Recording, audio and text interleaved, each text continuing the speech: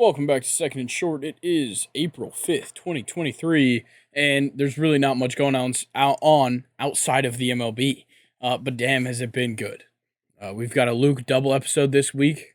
Brock is still on his hiatus, but we're here to have fun, baby. We're starting it off MLB weekend recap, everything opening weekend. And then we're going to do our top five and bottom five MLB teams coming off of the opening weekend. Going to have some NFL news. We're going to outline three of our favorite offensive draft prospects, not including quarterbacks.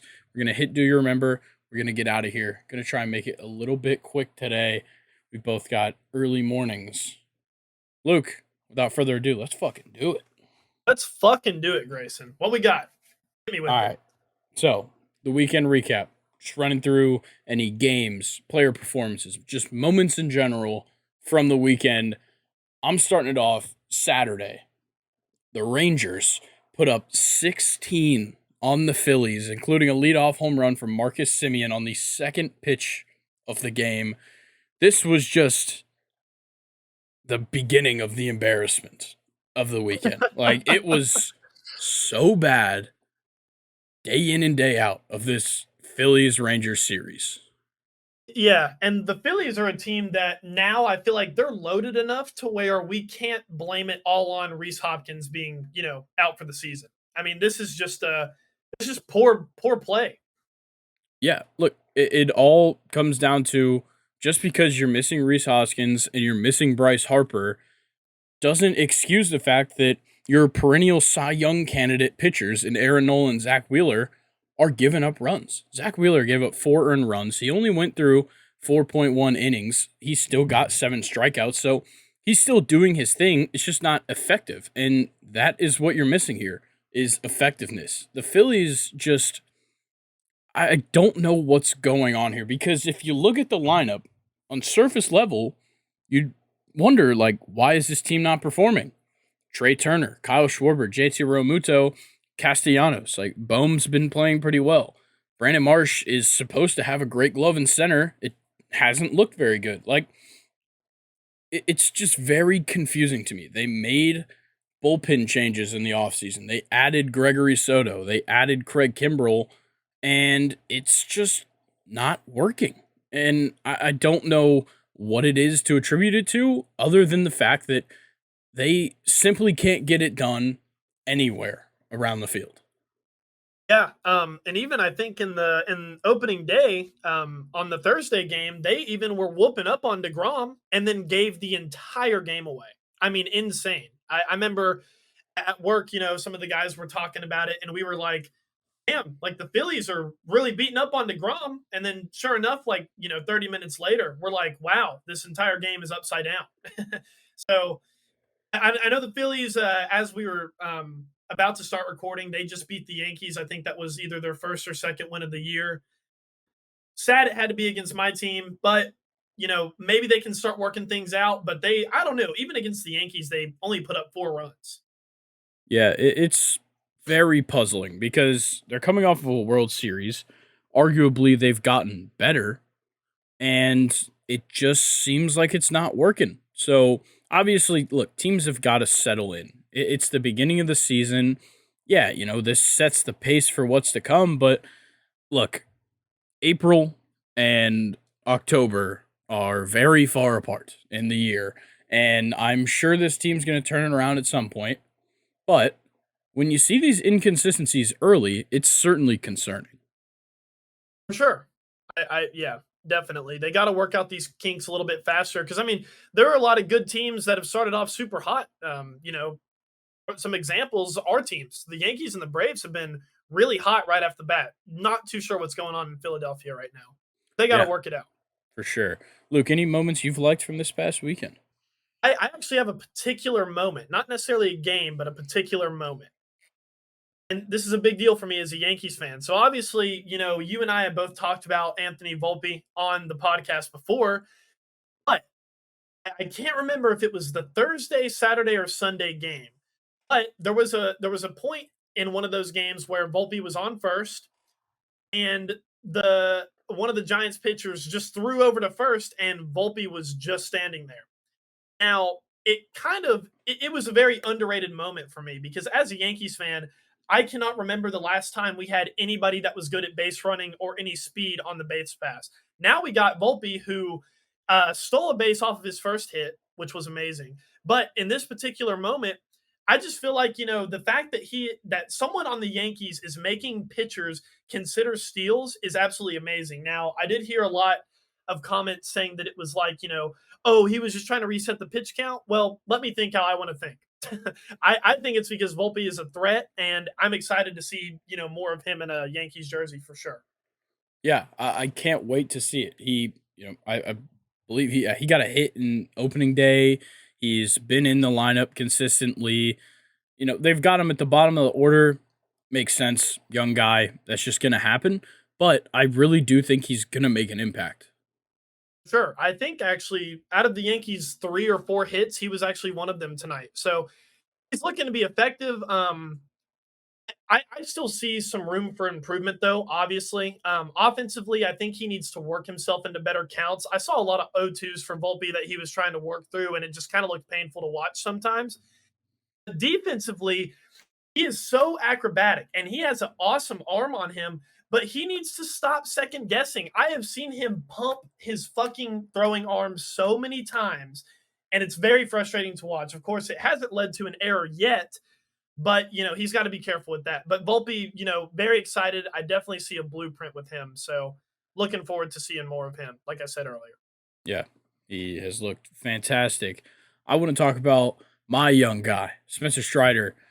Oh He yeah. got his sophomore campaign started off right. Let me tell you, six shutout innings, 9 Ks in the win, with the help of a leadoff home run from Ronald Acuna and a 3 RBI day from Matt Olson. They take the win 7-1 over the Nationals Saturday in that one. And as of just a few minutes ago, they have started off. Oh, sorry, I just totally forgot their record. They've started off 4-1. Couldn't ask for more. Obviously, the Nationals stopped the sweep with a fantastic showing from Mackenzie Gore in his Nationals debut, but the Braves look fantastic. The offense needs to be a little bit more consistent. Definitely need to help out the pitchers, but I really couldn't be happier with 4-1. Yeah, and Spencer Strider, dude, wow. That outing was really impressive, especially I think last season. You quote me if I'm, or correct me if I'm wrong, Grayson. But I think Strider last season, if I remember, was kind of slowing down. He wasn't as good as he was like mid-season. So it's really good to see him, come out opening day and just look absolutely lights out. Yeah, he got a little banged up there at the end of the season, which, look, it's going to happen. Young pitcher threw a ton of innings, was up all season in his rookie year. It's kind of inevitable he's going to get banged up at the end of the year, but come out like that, I can't ask for more. Yeah, yeah, big time. Was that it for you? Because I have one more. Yeah, go ahead. I got a couple more after you. So, okay, cool. The Guardians A's game. Once again, I don't remember which one this is. It was the 12-11 game that the Guardians won. Is the game that I'm talking about. Yep. Anyway, in the ninth inning, the Guardians are up 10-8, and of course, the man himself, Emmanuel Clase, is going to take the ball to try to finish the ninth inning in a save opportunity, but Imp singled. Peterson grounds into a double play. So, we're looking at 2 outs now. Clase has a 4 pitch walk, and then Seth Brown absolutely smacked a fucking, I mean, like a piss missile off of Clase. And it was just straight into center field, which, Grayson, I know you know this. In Oakland Coliseum, a home run to center field means that ball was absolutely murdered. Absolutely murdered. And it was just, I don't know, a cool moment I wanted to bring up that Clase, as good as he is, couldn't really finish the game there. Of course, the Guardians ended up getting the win, but, what a ninth inning that was. What a game that was. Yeah, and Clase actually ended up qualifying for the win because he came back out. Or sorry, he was the pitcher on record when they put up those runs in the top of the 10th, or yeah, the top of the 10th. So, yeah, an interesting bounce back because obviously the outing was not good for him. 1 inning pitch, 2 earned runs, 2 walks, still picks up a win. So, you know, it's just damage control there from the Guardians, and that's what you like to see, especially from a team that made the playoffs. They look really good going into this year. That win put them at 4-1. You want to see this kind of resilience where, yes, Emmanuel Clase is an elite closer, but you can still rely on your lineup to get him out of a pinch, and that's exactly what they did. Yeah, and the Guardians, I want to highlight them. Whenever we get to the top five and the bottom five teams, but they have some bats on that team thus far. I mean, they have Mike Zanino looks good. Jose Ramirez, obviously, he looks like he could be an AL MVP at this point. Josh Naylor, Miles Straw, all those guys look great for the Guardians. They're playing really good baseball. Yeah. Let's talk about that Stanton home run because my God, 485, 117.8 off the bat. Fuck, that thing was smacked. Dude, his batting stance, it just makes me giggle. It's like a bulldog. Like it's just such like a power stance. You know what I mean? Oh yeah, I don't know. I don't know if that makes sense, but like Stanton's stance just screams like I only want to kill this baseball. There's yeah, no like tactic behind it. I just want to murder this ball. yeah. He certainly stands in a way that might get you struck out a couple of times, but super like as closed off as you could get. Like hands quick to the ball. It's ridiculous just watching Giancarlo Stanton hit a baseball. But let's talk about the Phillies real quick. On Sunday, they joined the Royals and Twins at 0-3. They were alone at 0-4 after their loss to the Yankees on Monday. I never would have thought the Phillies would have been the last team to get a win. But what a good team for this to happen to. Yeah, no kidding. Honestly. Let's see other ones. So Austin Riley put a ball in the concourse at Busch Stadium. That one I believe was 470 something. That was en route to the 8-4 win in the series opener against the Cardinals, and then they just took the win 4-1 in the second game. Brewers put up 10 on the Mets just yesterday. They led by 6 shutout innings from Freddie Peralta. You cannot ask for more out of Freddie Peralta, a guy who really showed up last year, slowed down at the end, and has appeared to pick it up right where he left off later last season. And then the Twins and Rays were the only teams undefeated through 4 games, and the Rays, is it the Rays or the Twins that have remained undefeated? I can't quite remember. I think it's the Rays. Pretty sure it's the Rays. Can Lost check my real fast. lost my tab. It Yeah, is the Rays. 5-0. that's crazy. I knew that the Rays were gonna look better this year.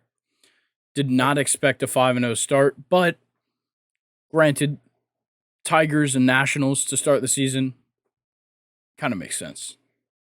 Yeah, but at least, hey, I mean, at least they've been perfect. Baseball is a sport where you play, teams back to back to back to back. So I mean, it's pretty impressive that they've been able to stay 5-0. But they like what you said, they haven't really played anybody. But hey, how about the bottom of the AL East, Toronto? Yeah, that one's interesting. I Yeah, couldn't explain it honestly. yeah, they're on a 3-game losing streak as well too. But Yeah, they have because KC. yeah, They might be able to get that's some wins that's there. true. What's the score right now in that game? Uh, that's Or a is good it over? question. I think it just ended. Yeah, Blue Jays got the win, I believe. Okay, so 2-3. Yep. 2-3 for the Toronto Blue Jays. So they, I believe, will still be sitting at the bottom, at least tied up with Boston right now. But definitely a team that should have gotten off to a better start. We have to see more from the pitching there, mainly in relief.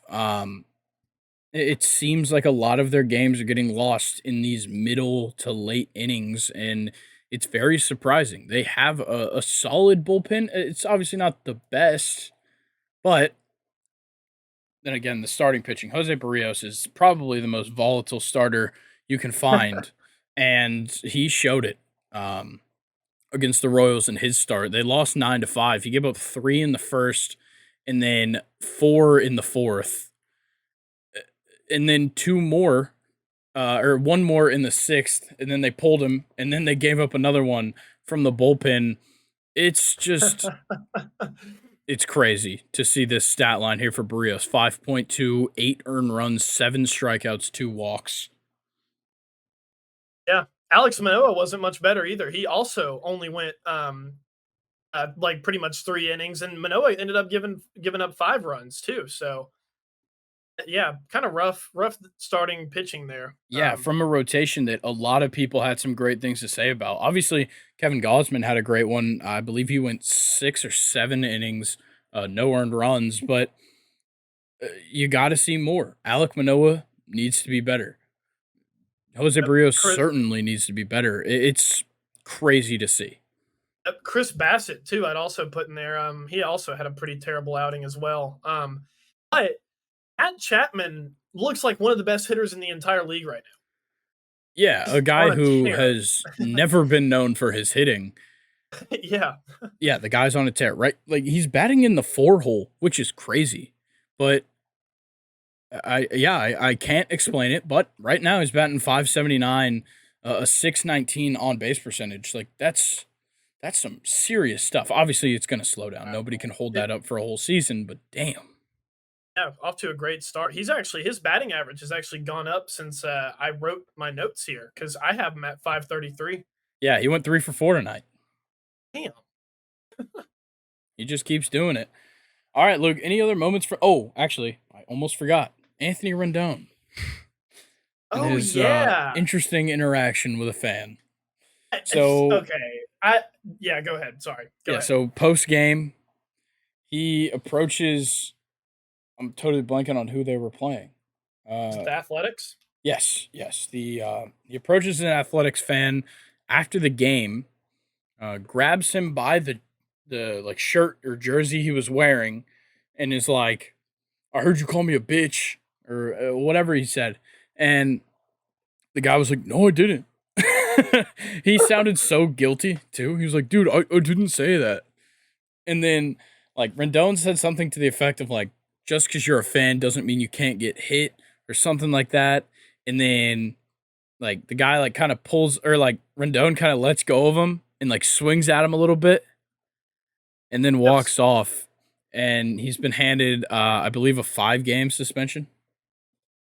Yeah, something like that. Uh, It's just like it's silly. If you make millions of dollars and you're gonna go after a fan like that, I understand like fans getting up under your skin, but like, and I love the trash talk. Like if Rendon would have come up to him and like cussed him out or something, that would have been kind of cool. But to like take a shot at him, like it's just deserved it. I mean, and that fan was probably right. Rendon probably is, that's a pussy move in my opinion. It Don't is. try to hit fans for calling you names unless it's like ridiculous. But if you're just calling a player a bitch, totally fine. Yeah, I fucking do it at baseball games. Yeah, me too.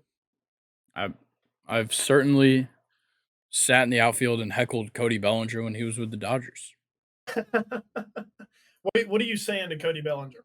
Uh, anything, anything I could use against him. I'd pull up like Absolutely. advanced stats that he was bad at, and just be like, Cody, explain this. That's awesome. All right, Luke, let's get into this top five, bottom five from the MLB opening weekend. Let's start off with our top 5 teams. We'll go 1 through 5. Who do you got at 1? Okay. I got my very own New York Yankees. I knew it. You want me to explain why, or are we just gonna name the team? Let's name the teams, and then we can kind of go back and talk. Okay, so I have the Yankees at number one. All right, I have the Guardians at number 1. I have the Guardians at number two, actually. All right, I've got Rangers at 2. Twins at three. Got Rays at 3. Got the Braves at four. I have the Twins at 4. Okay, and number five, I went a little bit hot here, but I have the Rockies. I have the Yankees at 5. Okay, like it. Let's go ahead and explain your Yankees pick, and I'll explain mine. I guess just kind of briefly, I had the Volpe notes about what I think he needs to work on, but just kind of quickly, the Yankees look absolutely amazing. Their offense, aside from the game that just happened as we're recording, has been absolutely top tier, and that's kind of what I expected. But Yankees have been able to pile on some fucking runs on teams. Judge looks to be in midseason form. Stanton, to me, every year he's been a Yankee, he's just gotten better. Very, happy with him. Um, LeMahieu looks good as well. But thing with the Yankees, and this is kind of what I thought, was the problem last season, is the Yankees don't have a good outing from their starting pitcher, they're almost guaranteed to lose the game every single time. Because in that Giants game where Clark Schmidt, I think, was the player who started that game, didn't have a good outing, Michael King gave up runs. I think Clay Holmes gave up runs. And it's just the Yankees can never seem to damage control there. And I think that's probably the biggest thing holding the Yankees back. But other than that, this Yankees team looks like a huge postseason team already. And yeah, that's why I have the Yankees at number one. Yeah, I think that the best thing I've seen from the Yankees is that they're producing runs and it's not solely coming through Aaron Judge. That's like the best thing that they could be doing right now is creating offense throughout the lineup. It's not just the top, it's not just like that power core that they have. It's everybody across this lineup, no matter who's in the lineup, is producing offense, and it's super, super helpful. My only reason I put him at five, I'm not really impressed when you lose to the Giants. And obviously, Clark Schmidt probably shouldn't be starting your second game of the season, but got to see better out of him, especially in this front end of the Yankees rotation. It's huge. And like two shutouts in that series, fantastic. But in game two, you give up 7 runs. It kind of offsets how well the pitching was in the other two games. Exactly. And what I've noticed with New York is it seems like when the starting pitcher has a bad game, it always seems like the offense can never catch up. It like the offense completely loses its firepower.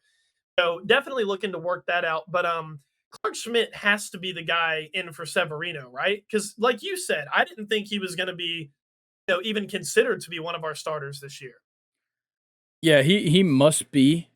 Um, I got to be honest. I thought we were going to see Rodon. I'm not sure. Is he injured? Uh, I think he actually is. I'm gonna be honest with you, Grayson. I totally forgot we even had him, but we have not seen him this season. Yeah, right now he's not showing up on the injured list. Obviously, Frankie Montas is, which is another guy who you're going to add to that starting lineup if he does play this season. I don't think it's likely, um, but I don't believe we've seen Rodon yet. We did see Nestor, and Nestor had a very good outing against the Phillies. 5 innings pitched, 7. He did give up 7 hits, but that's how Nestor's gonna do. He's Yep. gonna give up contact. He maxes out at like 94, but Yep. Did only you see giving up his 1 run is fantastic. did you see his defensive play from that game? Yes. Yeah, that was insane. And whoever that right fielder was overthrew Trevino by 20 yards. Like absolutely just launched it over that guy. But Nestor, with a great heads up play. It's really cool. And this is what I like about baseball. And then we can get into your team.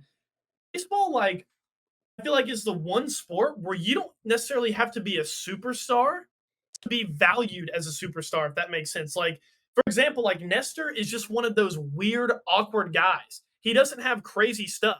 He is just an awkward baseball player. And it like that's like what his entire like game is just like how awkward he is. You know what I mean? Is that like a fair statement to say? Yeah, no, it makes sense. Yeah, I don't know. He's just like He's a I just character. think that's cool about baseball is like your awkward playing guys can also be superstars even though they don't have superstar talent, if that makes sense. Yeah, certainly. All right, let's talk about the Guardians real quick. I've got them at 1. I think what they've done is very impressive. They've bounced back off of a opening day loss to the Mariners, and when you can take 3 out of a 4-game series against the Mariners, another playoff team, it's impressive in the fashion that they did it as well.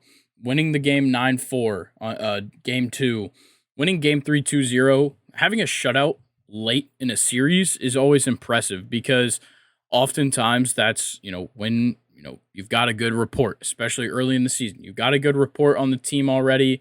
You've played them twice. You kind of can see what's coming. And to shut them out late in the series is big. Then you get the close win over the Mariners. You get the close win in extra innings over the Athletics. Obviously, the Athletics are not good. And right now, the Guardians are actually down 1-0 to them. But I'm liking what I'm seeing across the board from the offense. You brought it up. There's tons of names in this team that are just performing well. Stephen Kwan just continues to be an outstanding bat, especially he's like a leadoff specialist. The on base percentage could certainly go up. He hasn't really walked yet, but 280 on base percentage is certainly going to go up for Stephen Kwan. He is a guy that's just going to sit in the low 300s. But Jose Ramirez, AL MVP type player, I said it before the season started.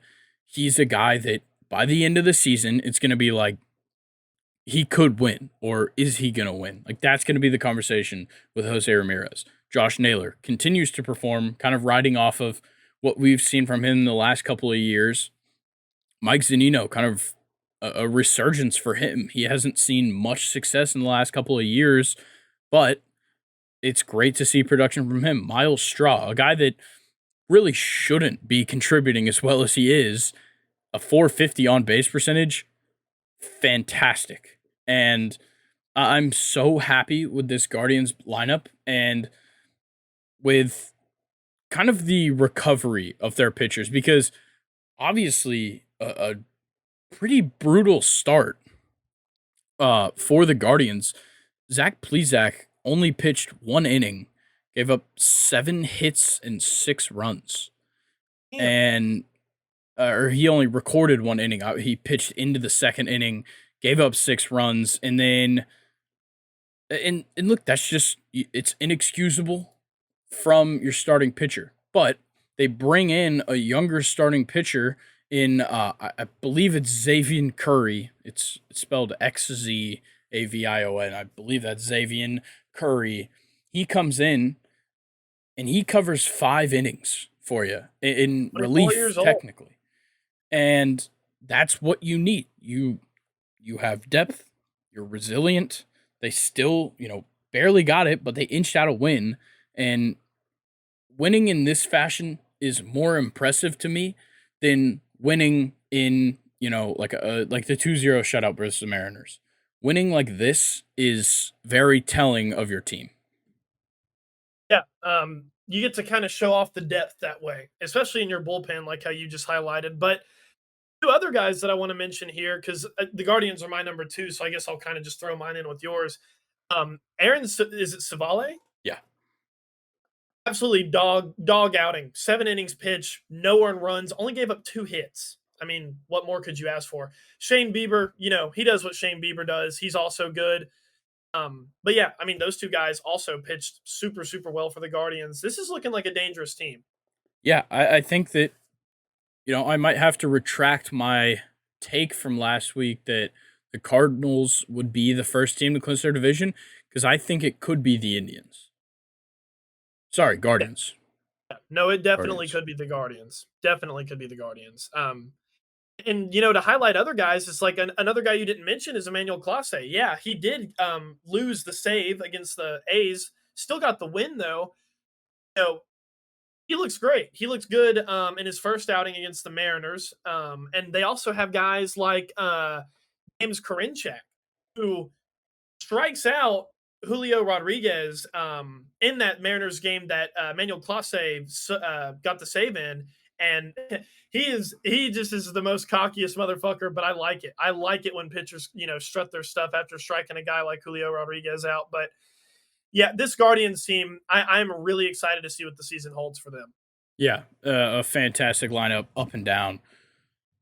I'm going to talk about the Rangers real quick because they are surprising the shit out of me. I've got to be honest. It's a team that I thought that they might be okay. Did not think that they'd be, right now they're losing 7-2 to the Orioles, but did not think that they would be 3-1. Certainly didn't think they'd have swept the Phillies, and they're doing it. It's I'm floored. Andrew Haney had a horrible outing today, but just like this top of the rotation for the Rangers. Obviously, DeGrom didn't have a good outing. Texas still won, but on in that second game with Eovaldi, he still gave up the 3 runs in the game, but prior to giving up those 3 runs, he looked very good, and I I love how much this offense is able to back up their pitchers, and that is like It the most does. important part here because when Eovaldi got pulled after the fifth, he'd given up the 3 runs. Texas answered in the bottom of the fifth with 3 runs of their own. And then they just keep adding them on. Seventh inning, sixth, eighth inning, 3 more. Putting up 16 on the Phillies is extremely, extremely impressive. And I'm so impressed with how the Rangers have played up until, right now, since they're getting their shit rocked by the Orioles. Do you think it's a case of, Philly being bad or Texas being the real deal? Or is it both? I think it's a little bit of both. I think that Philly underestimated Texas because that lineup is just solid, Um, with Jonah Heim's a great catcher, Nate Lowe, Marcus Simeon, Josh Jung, very underrated player at third, Corey Seager, Robbie Grossman's had a solid start to the year. Adolis Garcia is fantastic. He kind of had a sophomore slump last season, but still a fantastic bat. And then Brad Miller, a guy who is never gonna wow you all that often, but can certainly put up numbers. This lineup is deceiving because there's obviously a ton of money in that middle infield, but they've got the right pieces all over the field. I like it. I like it. I want to talk a little bit about the Twins now. And Grayson, I'm just gonna start this one off with a question. What the fuck is going on with Joey Gallo? Or I where was this in I New York or well, LA? it's the big market. Look, he's now at this point he's only ever been good for the Rangers and the Twins. That is true. Of course, we don't have a lot of games with him in Minneapolis, but 7 RBIs, 3 homers through 4 games. Absolutely impressive. That's what the Yankees, I think, were trying to get out of Joey Gallo. Of course, that didn't, you know, Yeah, would they work get at like all. 60 strikeouts? Yeah, yeah. More strikeouts than hits, I think. Yeah, certainly. Yeah. And also guys like Larnock or Larnach or Larnock. Larnock, I believe. Larnock, who I highlighted before the season even started, whenever we were talking about our early division, winners, like our predictions there. Absolute like dog, tearing it up. Byron Buxton still looks good. Kepler also looks good. Especially Larnock, who is coming off of that muscle surgery as well. I mean, just he's flying. He's absolutely flying. The only negative that I have with the Twins right now is Correa's kind of off to a slow start, but without the rest of his teams playing, once Correa gets it together, they're going to be absolutely ridiculous. Yeah, and unfortunately today they got absolutely dominated by Sandy Alcantara. Sandy threw a complete game, 3 hits, no runs, 1 walk, 5 Ks, 100 pitches on Wow, the dot. that's your be a Cy Young right there. Yeah, no shit, and he fucking showed it because the only guys that picked up a hit in this game were Correa, Larnock, and then I believe that's Michael A. Taylor in center field. Yeah, Michael A. Taylor actually getting a hit is more surprising than anything. I just I'm so pleasantly surprised by how this team has played.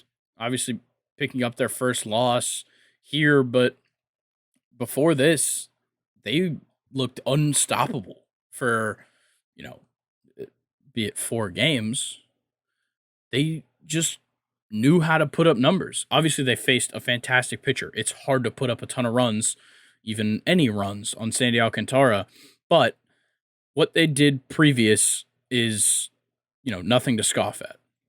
Yeah, and they murdered Johnny Cueto in the Yeah. Monday's Oh my game. god. Like Yeah. absolutely murdered Johnny Cueto, who I know he's Johnny Cueto at that age. So I mean, it's not like it's super impressive, but that's still a veteran. You're not supposed to make veterans look like idiots, but the Twins did.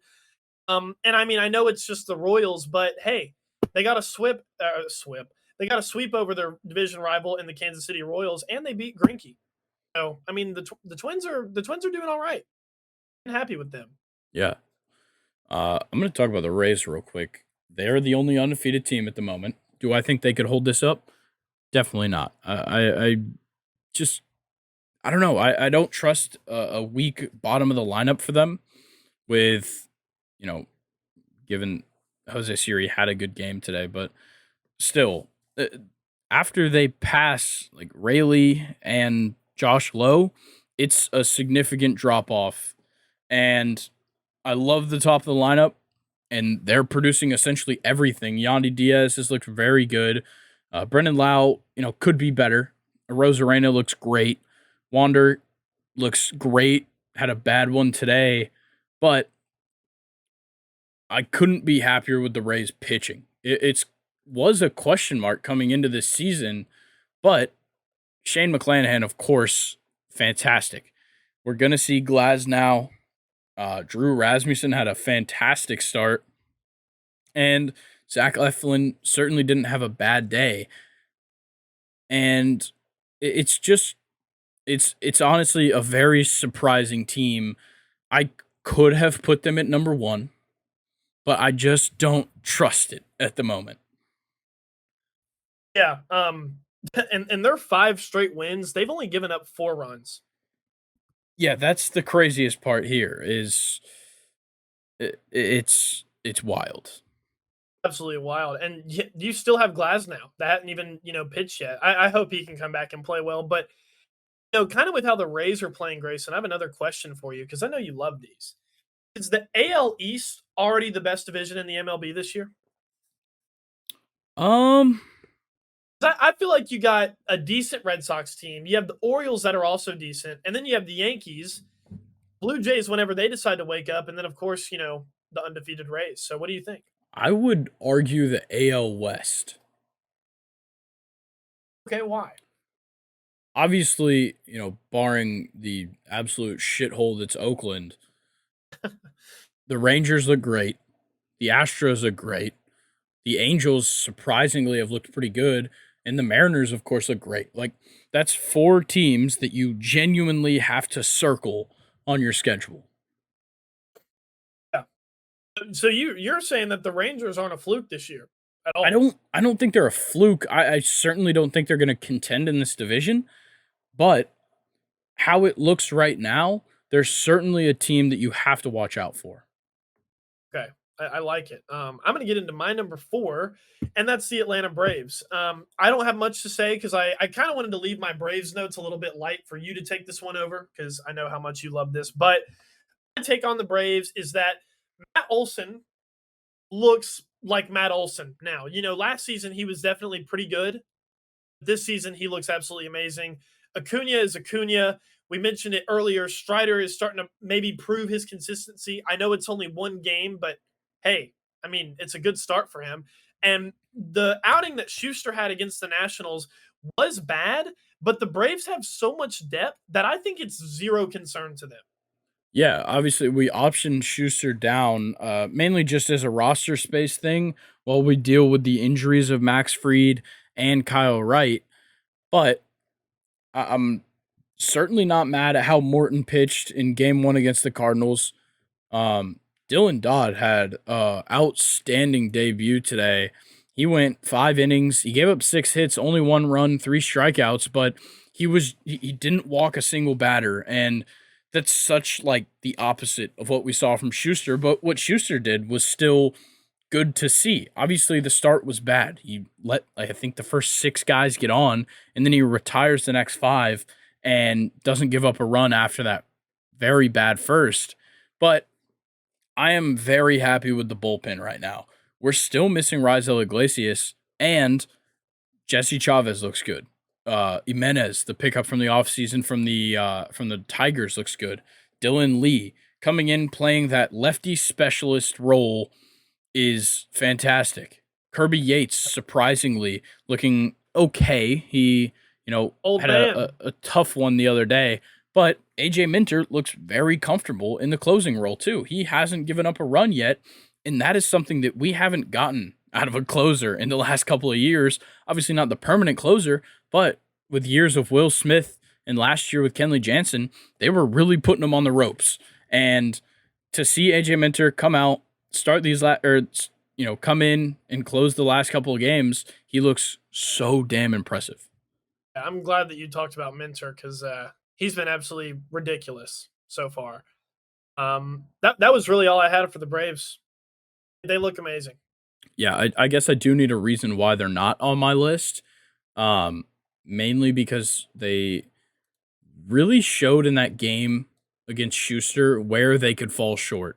And that is getting runs after giving up early ones. Like it's a big thing. Like I talked with the Guardians, is resiliency and being able to support your pitcher after a tough inning.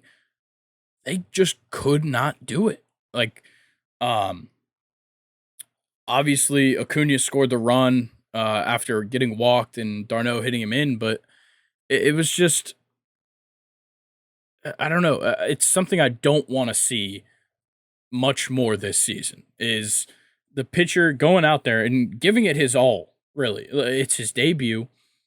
He kind of controlled the damage because it could have got much worse in that first. The fact that he was able to hold on and pitch 4.2 innings is fantastic, and you've got to help him out. I was just about to say is the outing may look bad, but I mean you hit it on the head. Young guys like that, they shouldn't be able to necessarily work their way back into games like Schuster did, and he did. So I don't think it's only one game. I don't think it's time to, necessarily write him off. I would like to see him have more outings and maybe an outing in Atlanta too. That might help him out. Yeah, I Being in the think that with how it's looking right now, we have Bryce Elder pitching tomorrow. We'll come back. Somebody's got to fill. Um, I believe Strider will probably pitch. I think. Not tomorrow, but in that first game in Atlanta. So maybe we see Schuster the day after Strider. They'd still have to bring him back up, which I don't know if that's going to be the case. We'll see. We could go bullpen game just to fill that missed start from Max Fried while we still wait on Kyle Wright to come back. But I think no matter what the Braves do there, we could still see success. I'm confident in this lineup as long as they don't get caught lacking. It's for lack of better term, they need to be ready at all times, and it just seems like that Schuster start was rather telling of this lineup that they can be kind of inconsistent and they can get really bad about just getting on base. That was the one thing that we were missing on in that whole game was just getting on base. And of course, Mackenzie Gore pitched great, but there was certainly at bats and there were certainly counts that we could have worked and at least gotten base runners. Yeah, I think both of our teams are kind of in the same boat where if it's not a good outing from the starting pitcher, it seems like our, the high powered offenses that both of our teams have, for some reason struggle to come back in games like that. Yeah, I think, a lot of teams do. It makes sense. Yeah. But you're definitely right there. All right, Luke, let's talk about our bottom five. I didn't get to say my number five, and you Oh, didn't say your shit. number five. Well, my number five was the Yankees, and we kind of already talked about them. Oh, okay, cool. My number five was the Rockies, of course. Being a little bold here, I already said that, but split a 4-game series away against the Super Padres team that happens to be their rival. And game one, while we were recording our last Thursday episode, Grayson and I even mentioned, everybody on the Rockies got a hit. Have a pretty rough start to their season as far as like scheduling goes because they had the Padres away and now they're facing the Dodgers away. But the Rockies, I don't know how good they're going to finish this year. I don't know how that pitching is going to hold up, but they have a nice little trident trio of batters in Charlie Blackmon, Chris Bryant, and CJ Crone. They all look absolutely fantastic. And I think if the cards fall right for them, they could be around a 500 team. I think they'll surprise some people this year. Yeah, I still possibly see them coming in last in this division, but not being a team that like we just count out immediately. And another, thing that I wanted to highlight is Chris Bryant seems to have really just settled into this Rockies lineup pretty nicely, at least thus far. Yeah, yeah, he looks good. All right, Bottom let's five. do this bottom five. So the way I put mine was number one is the worst. Then I went better. Is that how you did it?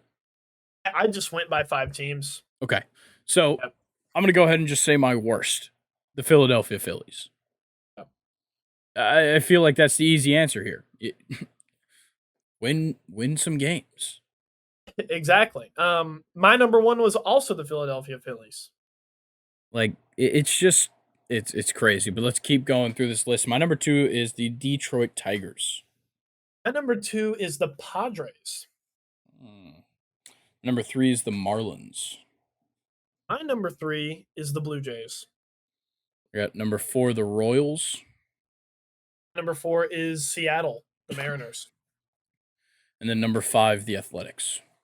I have the Diamondbacks as my number five. Wow, very different lists here. Okay. Well, let's talk about the one we agree on here, the Phillies. Because it seems like we can't say it enough. They fucking suck. I feel like the Phillies are about to be like our Broncos because you and I loved to shit on the Broncos, and we're about to love shitting on the Phillies. I'll shit on any NL East team that's not the Braves. um, what is there to say? Your Taiwan Walker, 4.1 innings, 4 runs given up, 8.31 ERA, horrible. Zach Wheeler, not much better than Nola or Walker, but he did have 7 strikeouts. So I mean, I guess there's a takeaway there. Aaron Nola though, didn't even finish third inning, got pulled before the fourth, 5 runs given up, 12.27 ERA. It's just garbage from them to start. Yeah, interestingly enough, one of the best starts out of any of their pitchers was from Bailey Falter, and they still lost, but he actually kind of looked good. I've never even heard of this guy before I saw him pitch in that I believe it was game 3 against the Rangers, but he only gave up 1 run. Or sorry, he gave up the 2 runs that they gave up, but 5.1 innings of work on 72 pitches, like that's not bad.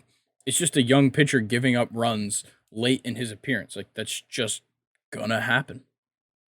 Yeah. And then offensively, Kyle Schwarber looks like hot garbage right now.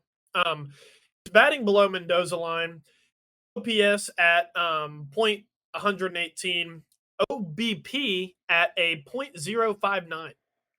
Awful start from one of their big stars. Yeah, he is struggling to say the least. And actually following this game, he did, the game tonight, 2 hits, 5 at bats. If your average and your on base percentage are the same number, you got some work to do there, Schwarby. And that's where he's sitting right now. 136, 136. There is certainly some things to fix here. Of course, look, hit a bomb tonight, 2 RBIs, 2 hits, good stuff. But him and Trey Turner, like Trey Turner's doing his thing. Alec Boehm surprisingly is doing his thing, though he went over 3 tonight. But your 3-4-5 went 0-3, 0-4, 0-4, and combined for 4 strikeouts. First of all, Castellanos has to get his shit together if this team wants any success because he's a guy that they need in the lineup, especially while they're missing Bryce Harper. He just seems like he can't do shit right now. Yeah. Just I don't know. It seems like Trey Turner has really, been kind of their only offense, aside from Alec Boehm, how you kind of mentioned there. But yeah, this team needs Bryce Harper back, man. Yeah, bad. All right, Right. let's start running through this list now because we were very different here. My number two, the Tigers. I just there's not a single spot on that lineup or in that rotation where I'm like, yeah, that guy's good. Yeah. It's just like Spencer Torkelson is off to a pretty rough start from being the number one overall prospect just 2 years ago. It just seems like, and yes, they got a win over the Astros today, 6-3, and Torkelson had a great game. Javi Baez is one of the worst hitters right now. He's batting 100, a 143 on base. His slugging percentage is 100. Like, that is seriously bad. He's got, I believe, that means he's only hit singles, which is crazy. And so far this season, yeah, he has 2 hits. Like, what are you doing? What are they paying you to do here? Because you're batting second. Your glove has been inconsistent for your entire career. What the fuck? Like, what contribution are you making to this team? Because right now you're making the young guys do everything. Riley Green went 3 for 4. Torkelson went 3 for 4. I need more veteran contribution. Yeah. Dang, if you were Jose Bautista, actually, never mind. Ruben Odor was the one who punched Jose Bautista, right? Yes. Okay, if you were Amir Garrett, Javi Baez would probably punch you in the face for saying all that, man. I don't care. That's pretty mean, but it's exactly right. He's been horrible. Um, kind of wanted to highlight this. I thought Miguel Cabrera retired. No. He's still out there. Yep. I like to see it. I believe love this to will see be it. the final season. Yeah. I mean, it probably needs to be, but still cool that he's playing. Yeah. That's awesome. I think he just had to wait another year because he couldn't get outshined by Yachty and Pujols. Exactly. I'm gonna go ahead and move on to my number 2. It's the Padres, mainly because they have all this fucking talent and they find themselves at, what is it, 4-2 now? Because they won tonight. Yes, I believe so. Or no, they lost today. They're 3-3. Yeah, 3-3. So Cronenworth, Soto, and Machado off to a really slow start, and I'm pretty sure, I don't know if it's still this way. Actually, let me go check because, yeah, Xander Bogaerts is your team leader in batting average, home runs, RBI, OBP, and hits. With a team that has like I just said, Cronenworth, Soto, Grisham, Machado, even guys like Matt Carpenter and Nelson Cruz, who, are kind of smaller roles, but still, Xander is the entire team right now. And, we saw it against the Rockies. I think it was Blake Snell that pitched the first game, 4.1 innings. He struck out 9 guys, but he only went 4.1 innings. Nick Martinez also kind of had a meh outing. It really seems like on this team, the only 2 guys that I can highlight as far as, being kind of like in mid-season form, I guess, Josh Hader and Xander Bogaerts. Other than that, you would expect the amount of superstars they have to kind of be stepping it up at this point. Yeah. Look, out of the guys that got an at bat today in this game that they lost, one player is over 300. And that's Xander Bogaerts at 409 batting average. Like, the closest being Hus Young Kim at 294. He's batting last, and he went 0 for 4 today. Like, I've got to see more. Jake Cronenworth finally got some hits today. He went 3 for 4. That only took his batting average up to 190. Like, Wow. It's crazy. Obviously, Nelson Cruz came in. He subbed out Machado at DH. Came in, hit a bomb. But like Machado batting 250, I believe he got hurt in this game. That's why he got taken out. But Juan Soto, obviously the on base percentage is there for Juan Soto. It's always going to be 320, batting average of 190. Like, I have to see more out of this huge core that they have, and especially once Tatis comes back from the end of his suspension, there's got to be something that changes with this lineup because, and it's not even that they're striking out a ton. They only struck out 6 times today, but they only got 10 hits. It's like, where is the offense going to come from down the stretch from this team? Exactly. And it's not like the weapons aren't there. It's just they're sleeping right now. They're just sleeping giants. Yeah. Um, I'm telling you, man, this is a team that will not be better than the Dodgers this year. I don't care what anybody says. And the Diamondbacks are going to be really close to the Padres. I don't know if I can say that the Diamondbacks will finish second or third in this division, but they're going to be close to the Padres, closer than what people think. Yeah. I think so. To your number three. All right. My number three was the Marlins. And by God, are they lucky that they have Sandy Alcantara. Of course, tough start in the first game, but today, complete game, shutout. That's just Sandy. Game two, they win it, and Jesus Luzardo had a pretty good outing. Still walked four batters, which should not happen in 5.2 innings, but it's like there's nothing here. There's nothing here that generates runs. They put up 5 on the Mets on opening day, and since then they've put up 1, 2, 1, 1, 0. Or sorry, 1. It's not looking good right now for the Marlins. This lineup has no juice. It's just Jazz Chisholm. It's really it. Jorge Soler's done a little bit. Avisail Garcia's done a little bit. But, like, Luis Arias, of course, has a 478 average and a 520 on base. Soler's batting 217. That's expected. Jazz is batting 150. Avisail Garcia is batting 188. Jan Segura is batting 111. And Jacob Stallings, a catcher who should be getting on base a lot more, he's gotten on base of 231. It's like there's nothing here. It's similar to what I was talking about with the Tigers. Yeah. And of course, the Marlins were not, personally, I feel like expected to, blow everybody away this year. But this is an exciting young team that, you would have at least kind of thought they'd play better and show up and have some energy. But it just kind of lacks right now. And something that I just noticed is Jazz Chisholm a center fielder? Yes, he moved to center field this season Wow. to make some I didn't space know in the that. infield. I did not know that. Interesting. Dang. Okay. Well, needs to bat better. Yeah, But I'm gonna get into my 3. we're on three, yes. Okay.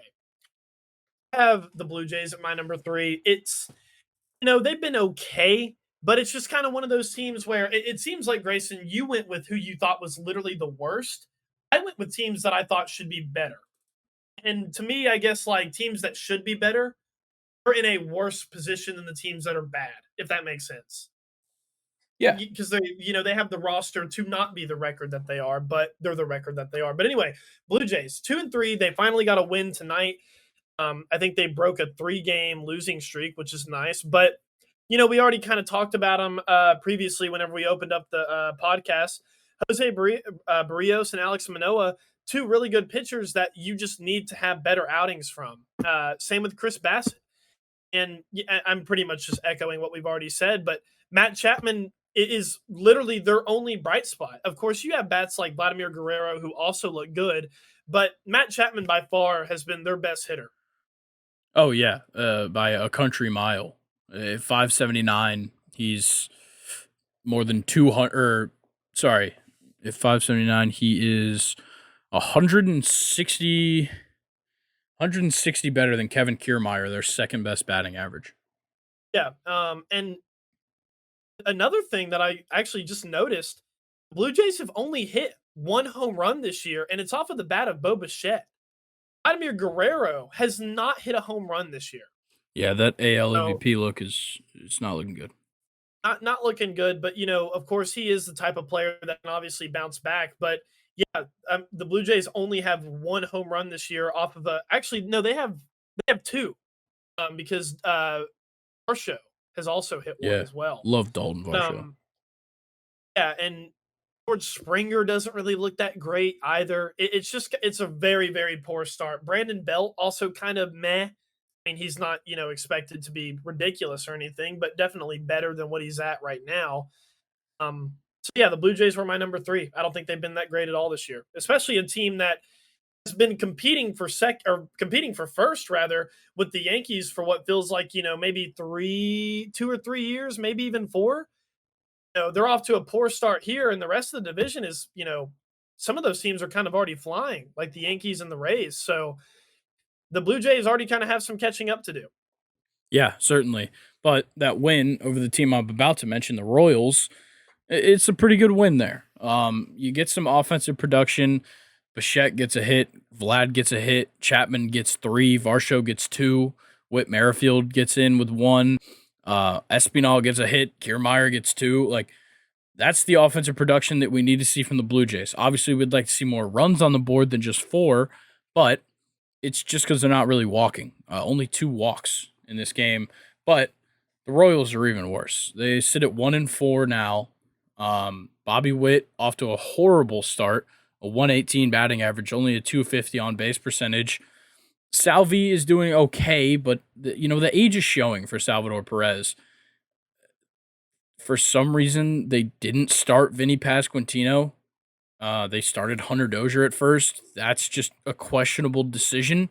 And it's just very clear to me from watching this team in the very small sample size that I've even been willing to watch that there is nothing to be excited for with Royals baseball this year. No more 2-hit Wit. There is nothing going on in Kansas City other than probably 100 losses.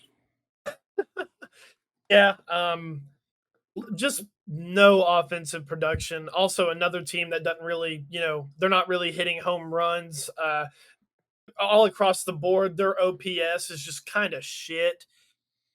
Same with OBP as well. Slugging. I mean, it's just zero offense, and their pitching also hasn't been much better as well. You have Rinky, or no, hang on. Let me actually, I'm going to take that back. Their pitching has actually been okay. They don't have an ERA over 4 across their starting pitchers, which is nice, but they're also not really getting wins either. Yeah, look, they get swept in the opening series against the Twins. They get a surprising win over the Blue Jays on Monday, and then they come back out. They can't do shit again. It's we're getting used to this Kansas City. Yeah, but their pitching, they have some weapons here. Of course, this isn't gonna make them not lose 100 games, which is kind of what it feels like might happen. But they have Ryan Yarbrough, who I think he's an average pitcher. He was okay with the Rays. They also have Amir Garrett, Aroldis Chapman, who can somehow throw 3 miles an hour again. Not sure where that was his past 2 years with New York, but whatever. And veterans like Greinke, but man, this is a team that is definitely going to struggle. Yeah, I think the only bright spot here is if Brady Singer can have a good year because they've kind of been waiting on this one. Singer's been up for a couple of years now, and look, it's not looking great right now. But he gets the win on Monday, their sole win, 180 ERA, only 3 strikeouts, but it's not really Brady Singer's game. There's not very many things to look for with this Royals team. Maybe the youth with Vinny Pasquantino and Drew Waters is in their system. He might go up and down. Melendez is fantastic. He definitely is going to start picking up a little bit. I really believe in his bat, but yeah, not much that there's nothing that's going to make me tune into a Royals game except if when the Braves play them. I like it. My number 4, I went with the Mariners, and it's pretty much simple. I mean, this was a team that really, really, excited for them to come in and play in 2023, especially with how they made the playoffs last year, with it being their first time in probably like what 20 something years like that. They also had a pretty decent offseason, bringing in guys like Colton Wong, Oscar Hernandez, but those are going to be the 2 guys that I talk about of how Colton Wong is batting a .077 batting average right now. Horrible. 250 OPB, 327 OPS. Not very good there. Teoscar Hernandez, He's batting .59, 158 OBP, and a 276 OPS in 17 at bats. Teoscar Hernandez has 1 hit and 7 strikeouts. I'm just going to let that one sink. Yeah, that's 1 brutal. hit and 7 strikeouts. So some of the exciting guys that the Mariners have added, not really playing out that well. Also, guys like George Kirby got absolutely murdered by the Angels. Same thing with Robbie Ray versus the Guardians. And so, kind of just echoing what I've already said, the Mariners were supposed to be a really exciting team. They made some additions. Their additions aren't, working out that well. And, some of their pitchers are getting beat up as well. So the Mariners made my number 4. All right. My number 5 is the Athletics. And remember how just a couple of minutes ago we were talking about the Guardians? I said they were down 2-0. Well, they're up 3-2 now on the Athletics. Very much an Athletics thing to do. I try and compliment them. They just can't do anything. This team is just, oh man, it's bad, dude. There's no pitching. There's very limited hitting. It's, oof. I don't even want to talk about them. Like a great game fighting against the Guardians last night, but shit, does it not look good, man? They get um they get the win on opening day against the Angels somehow. I really couldn't tell you how because Shohei Ohtani absolutely shut them down, but Aaron Loop came in and just absolutely blew that game for the Angels, and definitely not a deserving win for the Athletics. But you can't really do much about it, and then they just haven't figured out how to win since. They got shut down 13-1 in the second game. They get shut out 6-0 in the third. They lose that tough one to the Guardians, and now they've given up a 2-run lead tonight. It's hard to watch another team that they'd be lucky if they can win 60 games. Yeah, I mean, when your best player right now is Ramon Laureano, there's issues. Yeah, There is definitely. issues. Um, for my number 5, have the Diamondbacks, and kind of the same thing with the Mariners. The Diamondbacks are a very young team with guys like Paul Goldschmidt there that can kind of help out the young guys, and I really thought that they would start better. Of course, they have kind of like what I talked about with the Rockies is they have just a super hard schedule. The Diamondbacks, their first series was a 4-gamer away against the Dodgers. Then they have a short 2-game series versus the Padres, which is also away. And then they go back to or then they play the Dodgers again, sorry, this time at home in another 4-game series. So super rough there, having to see 2 of your best division rivals kind of just back to back to back like that. And, the Diamondbacks just kind of haven't really played well.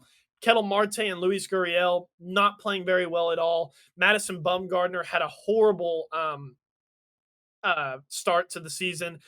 Same goes for Zach Gallen as well. I did want to highlight 2 players on the Diamondbacks though that are really impressing me, and that's Corbin Carroll and Evan Longoria, who I didn't even know played for the Arizona Diamondbacks. Evan Longoria looks awesome right now. He just does this. He just decides to be good at baseball again every so often, and everybody's like, "Holy shit, he's still playing!" And then it goes Yeah, right back to where it was. exactly. But I don't think that you should or we should write off the Diamondbacks yet. This will be a team that I think can fight, and I hope they fight. But definitely, they made my list because of just how they just started rough. I would have liked to see them show up a little bit harder against their division rivals, but they're kind of struggling right now. Yeah. All right. Well, before we move on to NFL news, let's talk about just real quick the games that are still going on right now. So we've got the Dodgers up on the Rockies 4-0 in the bottom of the fourth. The Guardians up 3-2 on the Athletics in the top of the sixth. And the Mariners up 8-0 on the Angels in the bottom of the fifth. This game I'm watching right now. Ooh, crazy. All right, Luke, you ready for some NFL news? Yes, let's do it. All right. Reports came out. The Ravens offered Odell a contract. Big deal. Finally. Finally, it's like I don't know. I feel like Odell has been the third most weighted on player this offseason behind Lamar and Aaron Rodgers. Oh yeah, I definitely agree with that statement. Do we don't really know any details of the offer, but we can assume it's in the tens. We don't know how many years or anything, but the fact that the Ravens put in an offer for a wide receiver is just a step in the right direction. Oh, 100%. I've kind of said it on this podcast numerous times. Wide receiver is something that the Ravens have lacked forever, and Odell finally addresses that situation. Just got to figure out Lamar now. Yeah, that's the problem. We've been waiting on Odell, but Lamar is still just sitting there Hanging in waiting. there. And we'll talk about him more later. Let's talk real quick. The Eagles, they have somehow lined themselves up perfectly. With the Jalen Hurts extension coming, with Mailata, Sweat, Godere, Hassan Reddick, all getting extensions or restructurings. The Eagles could have around $70 million in cap space in 2024 with 12 plus draft picks. That is scary for a team I mean, they're not in rebuild mode, but they have the rebuild. They have the rebuild tools, which is terrifying. Yeah, there's so many things they could do with this cap space. Like, and it seems like there's not many roles to fill. Exactly. Yeah. It's kind of like what I said. They're a team that does not really need to rebuild. I mean, there might be some positions here and there, but definitely, $70 million in cap space with 12 draft picks is overkill for a team like that. Yeah, it's crazy. Dalvin Cook was recently in Minnesota for a post-surgery checkup on his shoulder, said to be making excellent progress. Apparently, he's been playing the past 3 seasons with the injured shoulder, but it is now 100% stable, and he's getting stronger. I wonder if that has anything to do with like because you and I have bitched about the Vikings not using him for Yeah, the entirety of last season. So I kind of wonder if maybe that was why. yeah, that's kind of why I wanted to talk about this. Is the fact that it, why has he been playing with us for 3 seasons? Like we've heard about guys, they get banged up in the season, they get the surgery after. Why has he just been sitting on this one? Yeah, I have never heard of a athlete like an athlete the caliber of Dalvin Cook playing injured for 3 years. I've never heard of anything like that before. Yeah, like it's a shoulder injury. He has time to come back from it, between the end of the season and the start of the next. But I guess they figured at this point it's time, and it certainly is. So maybe we see Dalvin Cook's, usage go up next year. The numbers might go back up to where he was because he was, I feel like it wasn't even arguable. He was a top 5 running back for, a good year or two. And then it just seemed like it's been declining. And this certainly was a factor. Yeah, definitely after this news, I will be, kind of watching the Vikings to see if we get more carries and more targets in the passing game for Dalvin Cook. I definitely hope so. He's one of the most entertaining players in the league, and I'm just glad he's healthy now. Sure. Yeah. Let's talk about another entertaining player. The Patriots said that they would only take on DeAndre Hopkins' contract from Arizona if they were able to do so, sending 0 draft pick compensation. Um, that's per Albert Breer. And there is a chance that DeAndre Hopkins just gets released by the Cardinals.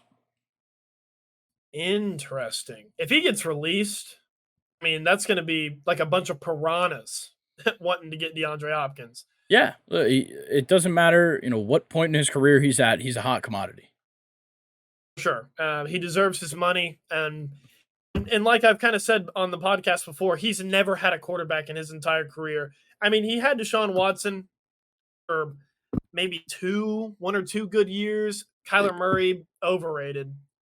Um, yeah, Yeah, I'm wanting DeAndre to go somewhere where he has a quarterback. yeah. Obviously, he looked fantastic when he had Deshaun Watson as his quarterback, and he's looked well. He's looked pretty damn good with other quarterbacks that certainly aren't as good as Deshaun Watson throwing the ball to him. So, you know, I'm not saying that Mac Jones is, a fantastic quarterback, but he's certainly a quarterback that'll put it there. Yeah, I agree, but this is just so typical sounding from the Patriots. Like they're playing this so conservative when you can't. There's no conservative, kind of I guess way to go about getting DeAndre Hopkins, if that makes sense. You're gonna have to give up for him, and I don't know, just very. It sounds like the Patriots here. Yeah, definitely. This was some interesting stuff I heard. So Dolphins wide receiver Tyreek Hill was talking to a Browns fan at an autograph session. He said, "They should have paid me, bro. I tried to go to Cleveland. I tried that, but they didn't want me." Wow, I actually watched that clip. How crazy is that? Like, obviously the Browns put a shitload of money into Deshaun Watson, but when you got the opportunity to get Tyreek Hill, you're gonna spend the money. Yeah, Tyreek Hill and Amari Cooper together, man. Ah, they should have tried harder. I think I was watching a video on Tyreek Hill, and he was talking about his decision to go to the Dolphins, and I think for him it was all about staying with the Chiefs. But he said that when the Dolphins offered, I forget what his contract is with Miami, but like it was just something that he could not turn down. And I don't really think that the Browns would have been in a position to pay him that much money. Yeah, that certainly could have been the case, but it's definitely interesting to think like what could have happened with the Browns. Like obviously they didn't have Deshaun all year, but Jacoby Brissett looked fine. They definitely picked up wins and a receiving core built up with Tyreek Hill, Amari Cooper, and David Njoku. Like it doesn't get too much better than that. And Peoples Jones is a good option in there too. Yeah. They would have been a super good team, but they passed them up. All right, let's talk about this US Bank Stadium news. So they're saying that they're going to need $280 million in maintenance and upgrades in the next decade to US Bank Stadium in Minnesota. That that stadium is like brand new. I was about to say it's like 2016, 2016, I think. And it's a beautiful stadium. Interesting Actually design, seen it. I'll say. I've seen it in person. I've seen it in person. Nice. Yeah, Yeah, it's it's cool. awesome. It is awesome. It's got like it's such a weird design. Kind of what you said. It's like one side is like all glass. It's super, super cool. But $280 million in the next decade. That's kind of I don't know how I feel about that. Yeah, like There's some that's money that's laundering a going on. that's like a quarter of what they paid to build the stadium. Yeah. I mean, maybe it's, with like newer technology, they don't make them how they used to, kind of saying there. Maybe, these newer stadiums will need maintenance kind of more often, but like it's a lot of damn money for maintenance and upgrades. Yeah, and with it being such a new facility, it's even more surprising. Like it's interestingly set up, interestingly built, but I feel like it, you know, from an outsider, doesn't seem like there's much that you could add to it. Yeah. I mean, maybe they want to build stuff around it. Who Maybe, knows? and that would be a good idea because I think right now it just kind of sits in the middle of a field. Yeah. Something like that. Yeah, I just thought that was interesting. But let's talk about this because this is one of my favorite things I saw. Obviously, everybody tries to be funny on April Fool's Day. In my opinion, the Chargers won here. So let me give context on the original tweet. So back February 19th of 2007, also my birthday, um, the Chargers official account tweeted, "So hungry, need to find my wife and head to PF Chang's." Never got deleted, nothing. The theory is that because back in the day, you could send a text to like a certain number and it would post it to your Twitter. And people think that whoever ran the social media account accidentally, sent it to the wrong thing, this text, and posted it on the Twitter, didn't realize. And then they've just kept it up because the response to it was so funny. Like this tweet is just like It's like part of sports or like NFL Twitter history. And then April Fool's Day this year, the Chargers quote tweeted it and it just says, "Update, my wife left me." W for April Fool's Day. Yeah, like they couldn't have done anything better. No, that is so funny. Yeah. What? It's so much funnier that like it's the official Chargers Twitter. They never took down the original tweet. It's been up since 2007. And now like to this day they're making jokes about it. Yeah, the Steelers signed Snoop Dogg on April Fool's Day. Yes, I saw that. That was interesting. Yeah, and then every Steelers fan page was like trying to say that Cameron Hayward retired. That one was brutal for me. That one was really brutal because I will say I forgot what day it was reading those. I thought Cameron Hayward retired. Yeah, it's like every April Fool's Day I wake up and I see like a tweet on my phone and I'm like, no way. And then I'm like, fuck. It's April 1st. Every year it gets me, man. Yeah. All right, well, let's keep it with the Chargers here. Chargers GM Tom Telesco said he's not losing sleep over Justin Herbert's looming payday. He said that's a good problem to have. I disagree. I don't think this is a good problem to have. I don't think it is either, Grayson. I'm not too sure where this is coming from. Yeah, look, if I'm the GM of the Chargers, I'm not sleeping until I extend Justin Herbert. It's 24/7 talking to his agent. There's Yeah. no sleep involved. And if the agent goes to bed, then I'm gonna be on a conference call with a bunch of people at 3 a.m. Like, okay, what's the number? What's the incentives? How about we figure this part out right now? Like, you shouldn't stop going until you've got Justin Herbert signed. Exactly. This would be a funny tweet to come back to when Herbert's on a different team with Yeah. a long-term contract for billions of dollars. I can't wait for his Yeah. like his like 10-year $500 million deal with some other team. Lord, this won't age well. But I mean, you and I talked about it the last time we recorded. Is Justin Herbert out? You know, it seems like it could be a real idea, especially since the GM doesn't seem to care. He actually thinks it's a good problem to have.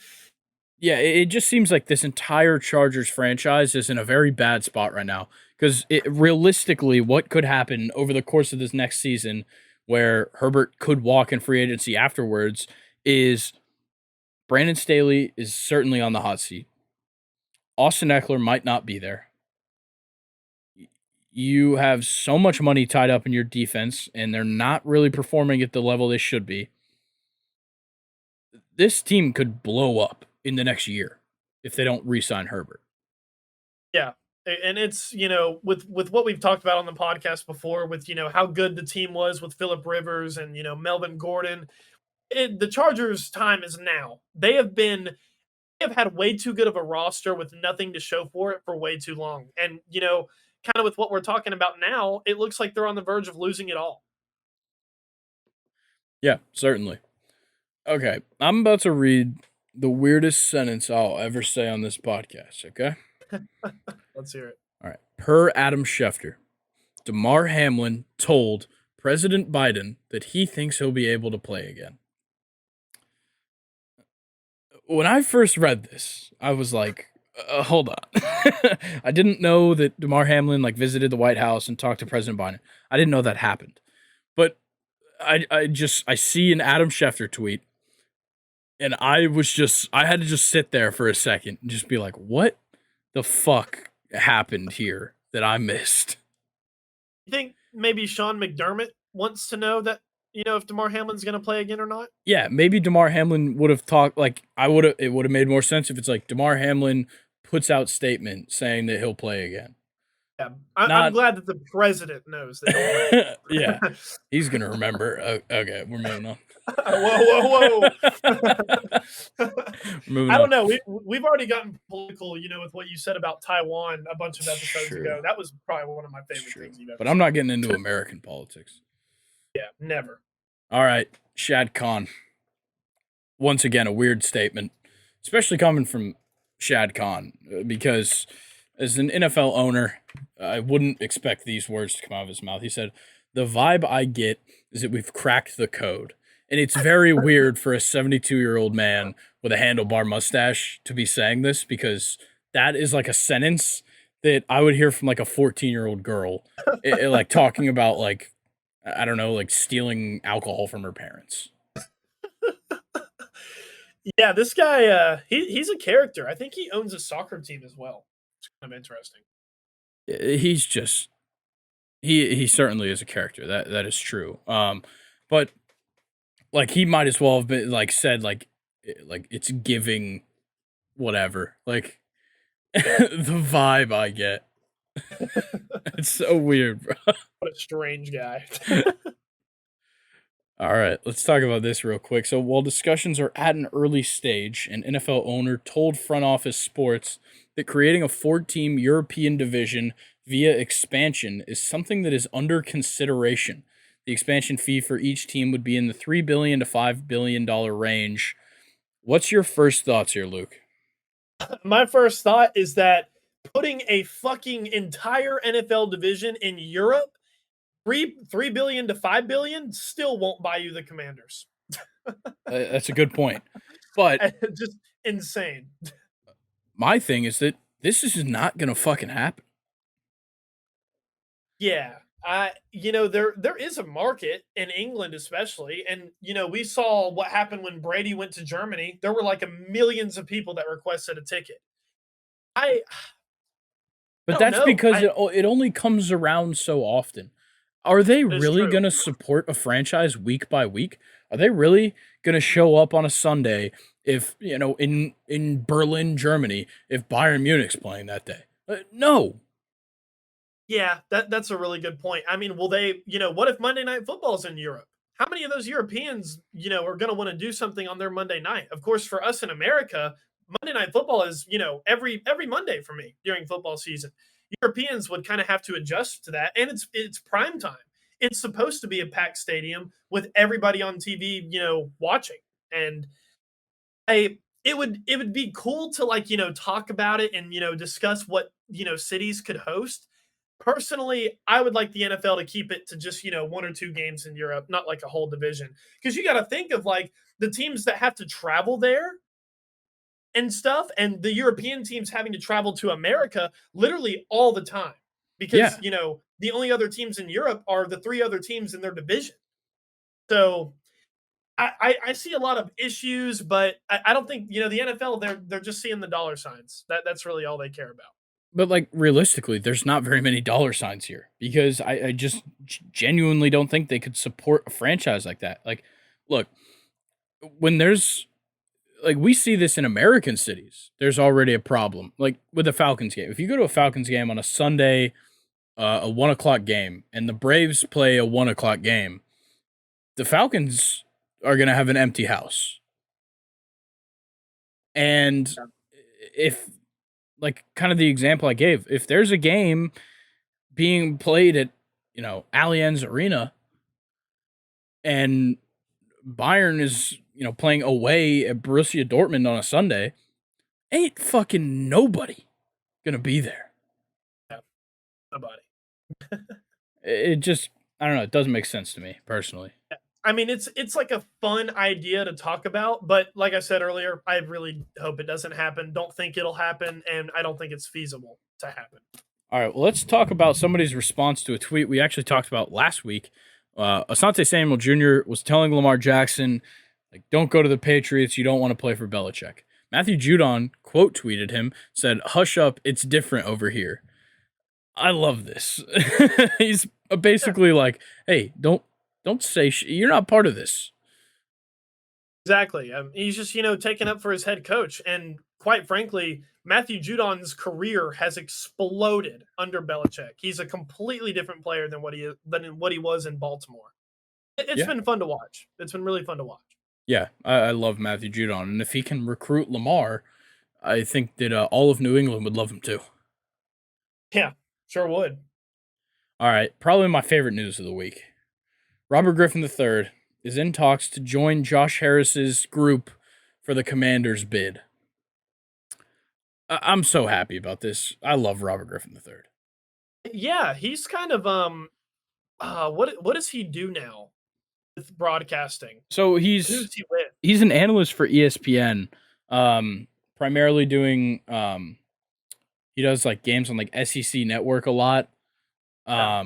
like SEC and ACC Network, and then he does a little bit of NFL coverage. He did the stream for the like Pat McAfee show or whatever for the semifinal game where he left at halftime. Um, Lamar, or sorry, not Lamar. I was reading the next thing. Robert Griffin III has kind of become like bigger than his NFL career at this point. He's got a huge Twitter account, gets tons of interactions when he talks on there. A huge platform through ESPN. I really feel like he's transcended this, injury-ridden, what could have been NFL player. Yeah, I like how you brought that up because, when he was in the NFL, I would have had no idea he could have brought the kind of like broadcast personality that we all love. I absolutely adore seeing clips of Robert Griffin III, come up in my Instagram. He is so entertaining and just amazing for the sport. Yeah, And like you said, he's really kind of turned his life around, I think, really. And he definitely has he has a voice for broadcasting. He's amazing. So funny. certainly. I believe though, if he is a part owner of the Commanders, he cannot do any coverage, um, either for the NFL in total or for just the Commanders. But I don't think that'll be a problem. He could stick to college football. But I can't wait to see the pictures of Robert Griffin III and Magic Johnson. Oh, dude. Yeah, because Magic Johnson's in that Josh Harris group, isn't he? Yeah, That is, imagine Robert Griffin III and Magic Johnson being owners of your football team. dude. If Dan Snyder sells to that fucking Canadian, I'm gonna be so mad now. You don't want the is he the Greek guy? Yeah, Steve Apostolopoulos.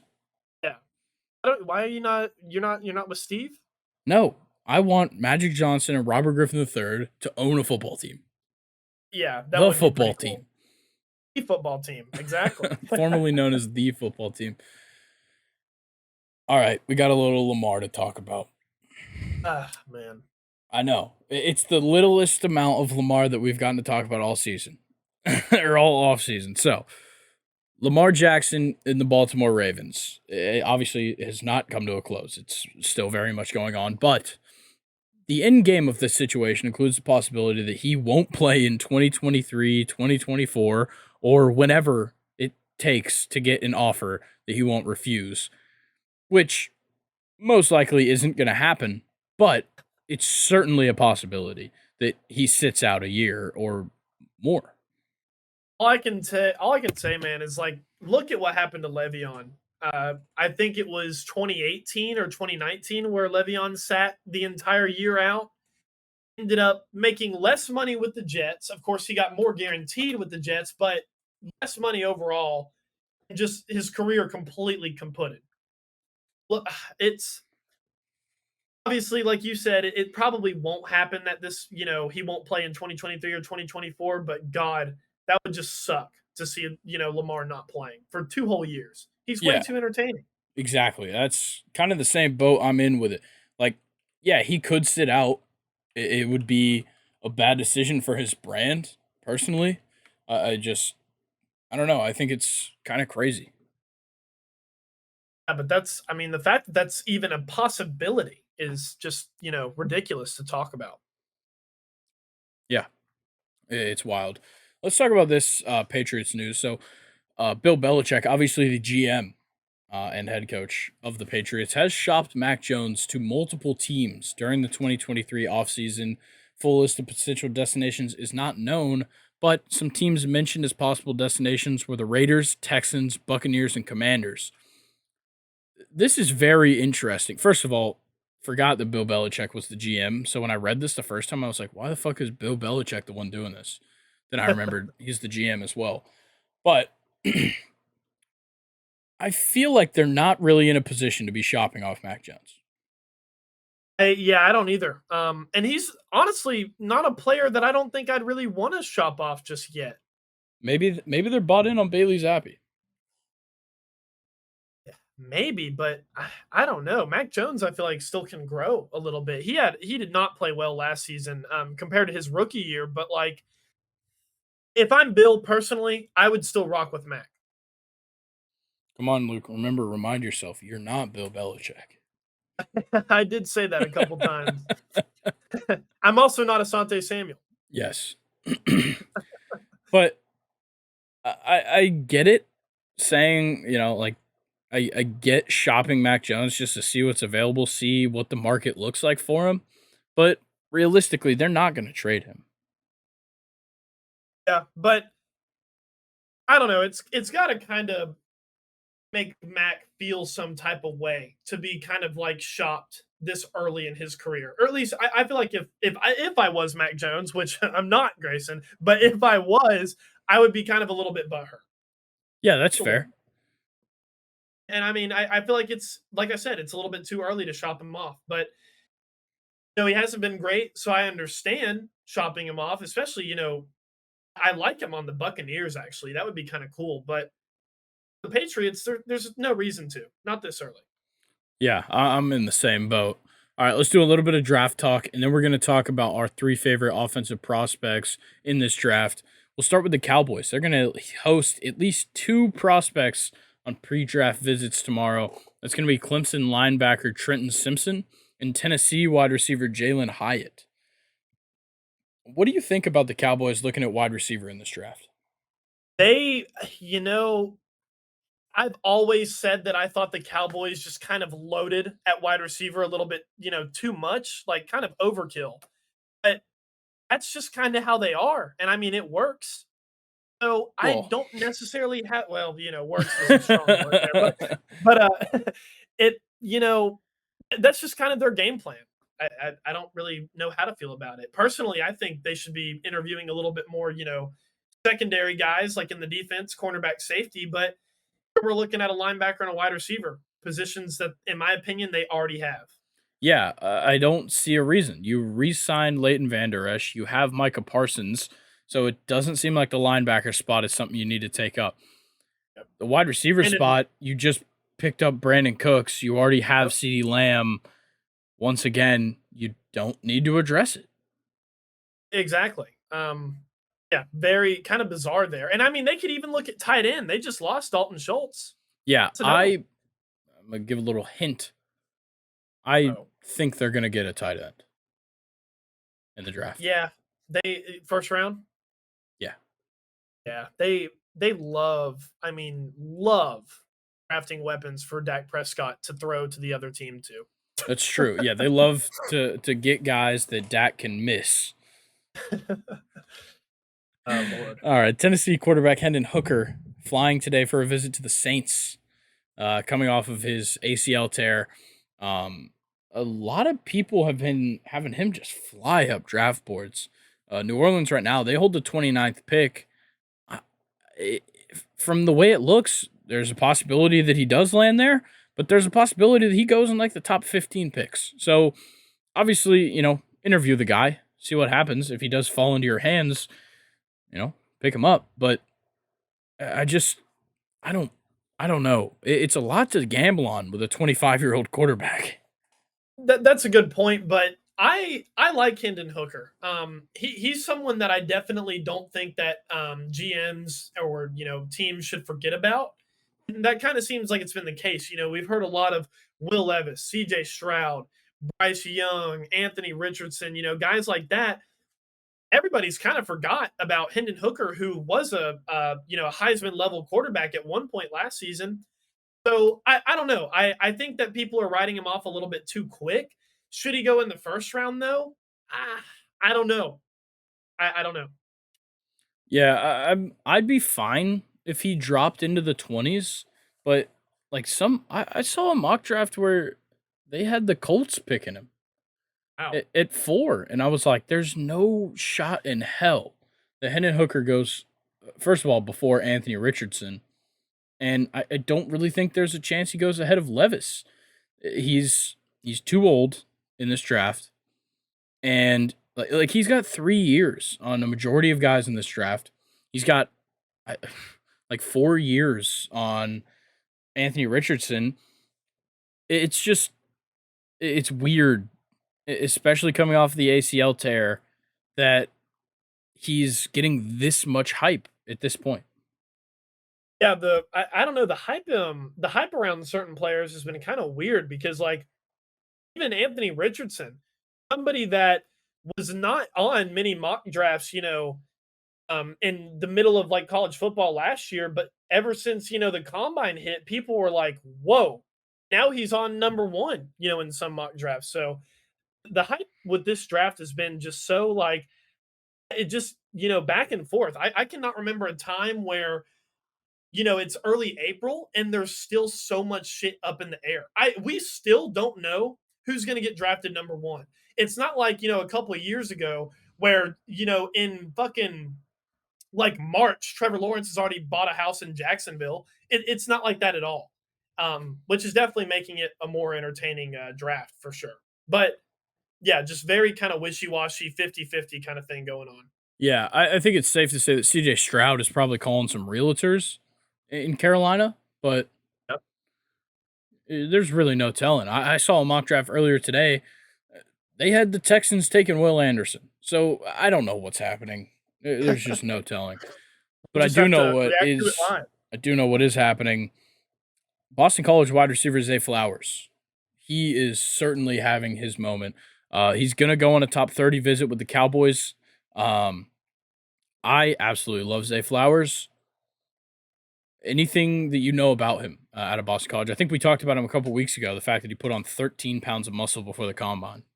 Yeah, and on top of that, isn't he like the fastest human of all time? He's certainly up there. I'm just that's all I've heard about him is what you said about him adding some weight to himself and also his speed. Yeah, the It's just guy is absolutely a lethal. freak.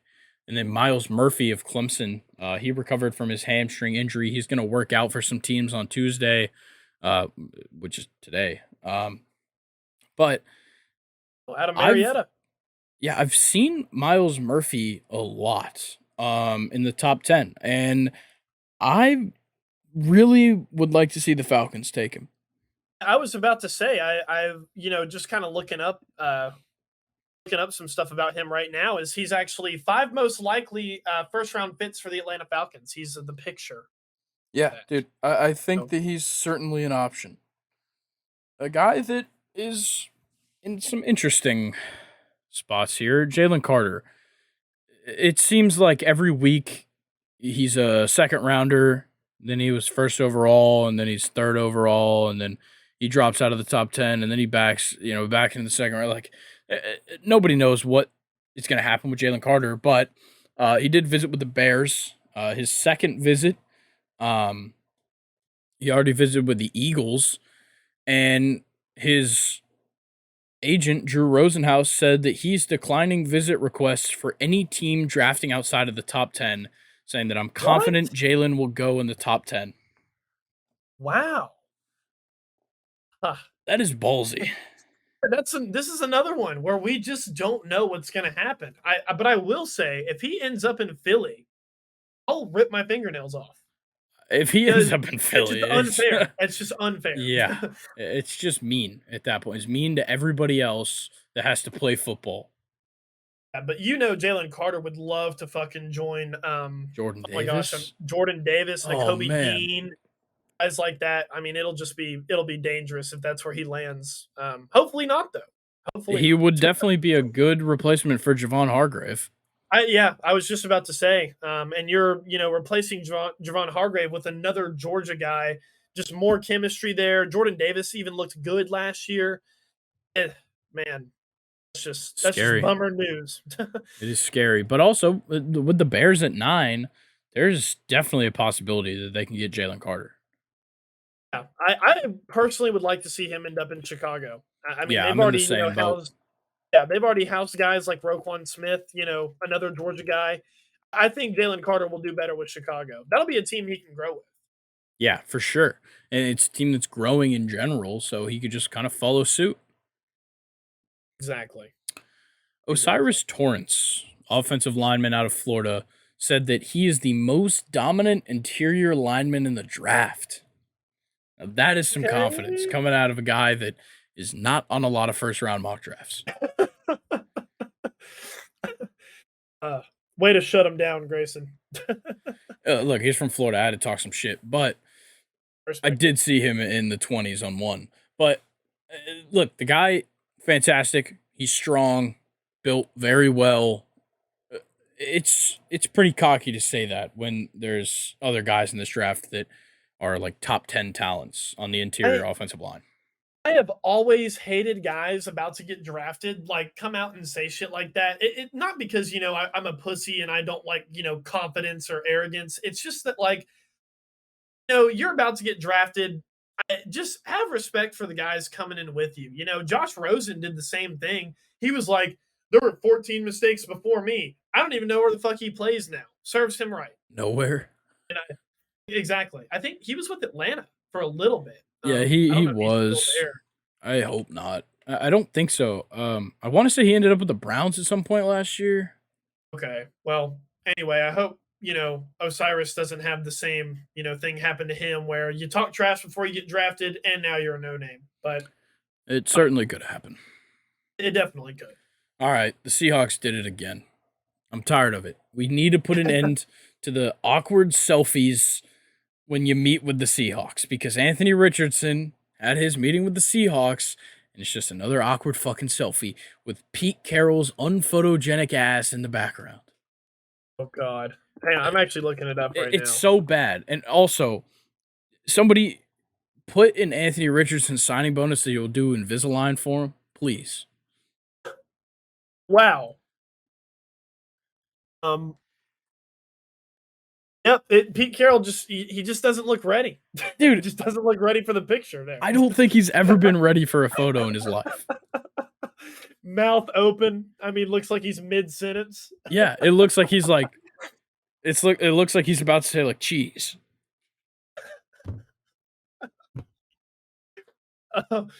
That's I got the giggles. Dude, Oh shit! But no, all those pictures are just so ridiculous.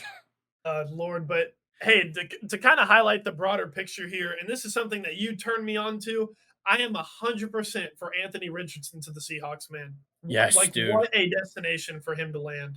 I just hope and pray that he ends up there. As much as I want to see Florida players fail, I like Anthony Richardson. I like what he can, what his potential looks like for the NFL. I'll put my bias aside. I would like to see Anthony Richardson be successful. Yeah, I like how you're putting your bias aside there. And Pete Carroll, I mean, look at this selfie. He looks like he wants to draft him. Yeah, he looks like a fly is about to land on his tongue, but Close that mouth, Pete Carroll. Smile. Do something. yeah, and on top of that visit with the Seahawks, Anthony Richardson is expected to meet with the Raiders, Panthers, Falcons, Titans, Colts, and Ravens throughout this tour of visits he's doing. So Anthony Richardson is certainly getting looks all across the top 10. Yeah, Titans may not be that bad for him either, but Ugh. with what I've said about Anthony Richardson, is he needs someone to sit behind, for at least a year, for 100%. I think that sitting behind Malik Willis and Ryan Tannehill, you're probably not going to learn a lot. So definitely, it would be good for the Titans to get him, but not good for Anthony Richardson to be on the Titans. Yeah. The Bears have a long list of prospects that they've met with at least twice, and it's a interesting mixture of players. They've met with Tyree Wilson, the edge rusher out of Texas Tech. They've met with Jalen Carter, Paris Johnson, the offensive lineman out of Ohio State, and then Jackson Smith and Jigba, wide receiver. So it seems like the Bears really haven't made up their mind at where they're going at with this ninth pick, but I really do think they're in a great spot at 9. I do too. And also all the guys you just mentioned would definitely be an upgrade on their team. Especially, you can make the argument, oh, they just got DJ Moore and they have Darnell Mooney. Jackson Smith and Jigba, that would be a really, really solid pick. I mean, why not load up your wide receivers? You haven't had one since what seems like, Alshon Jeffrey or Brandon Marshall, So I like the Jackson Smith and Jigba pick a lot, actually, for the Bears. But Jalen Carter, I think it needs to be the way they go. Yeah, I'm in the same boat. Last thing before we get into these prospects, the Texans are hosting CJ Stroud on a top 30 visit on Wednesday with the second pick. they haven't. He's an option if he's there. I don't think he will be, but you might as well talk to him just in case he falls into your hands. Yeah, I definitely agree with that.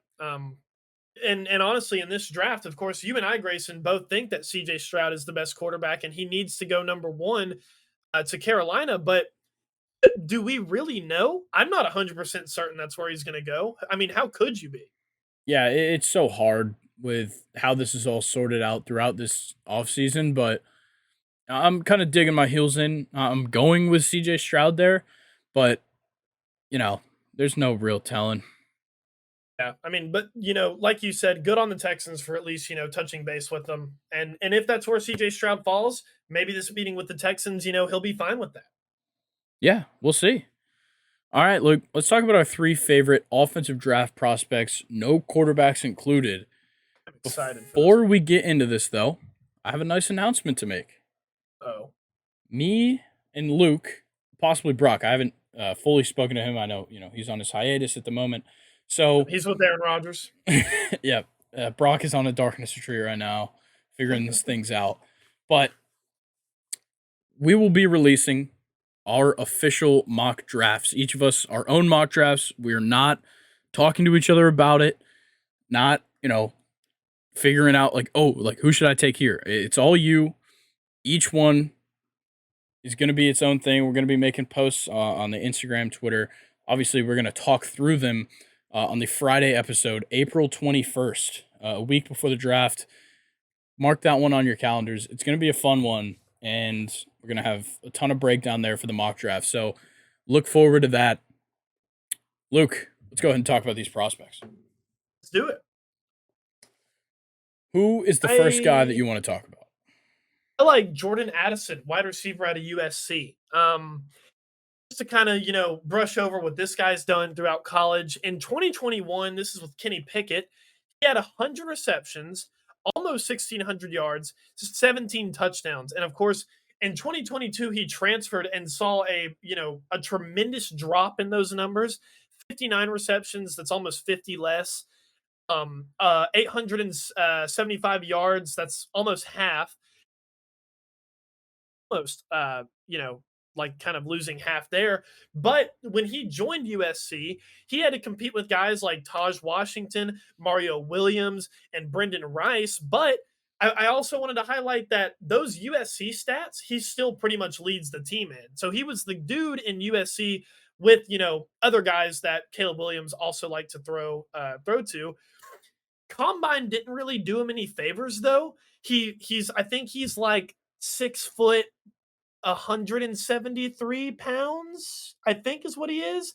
He only ran a 4.49, which is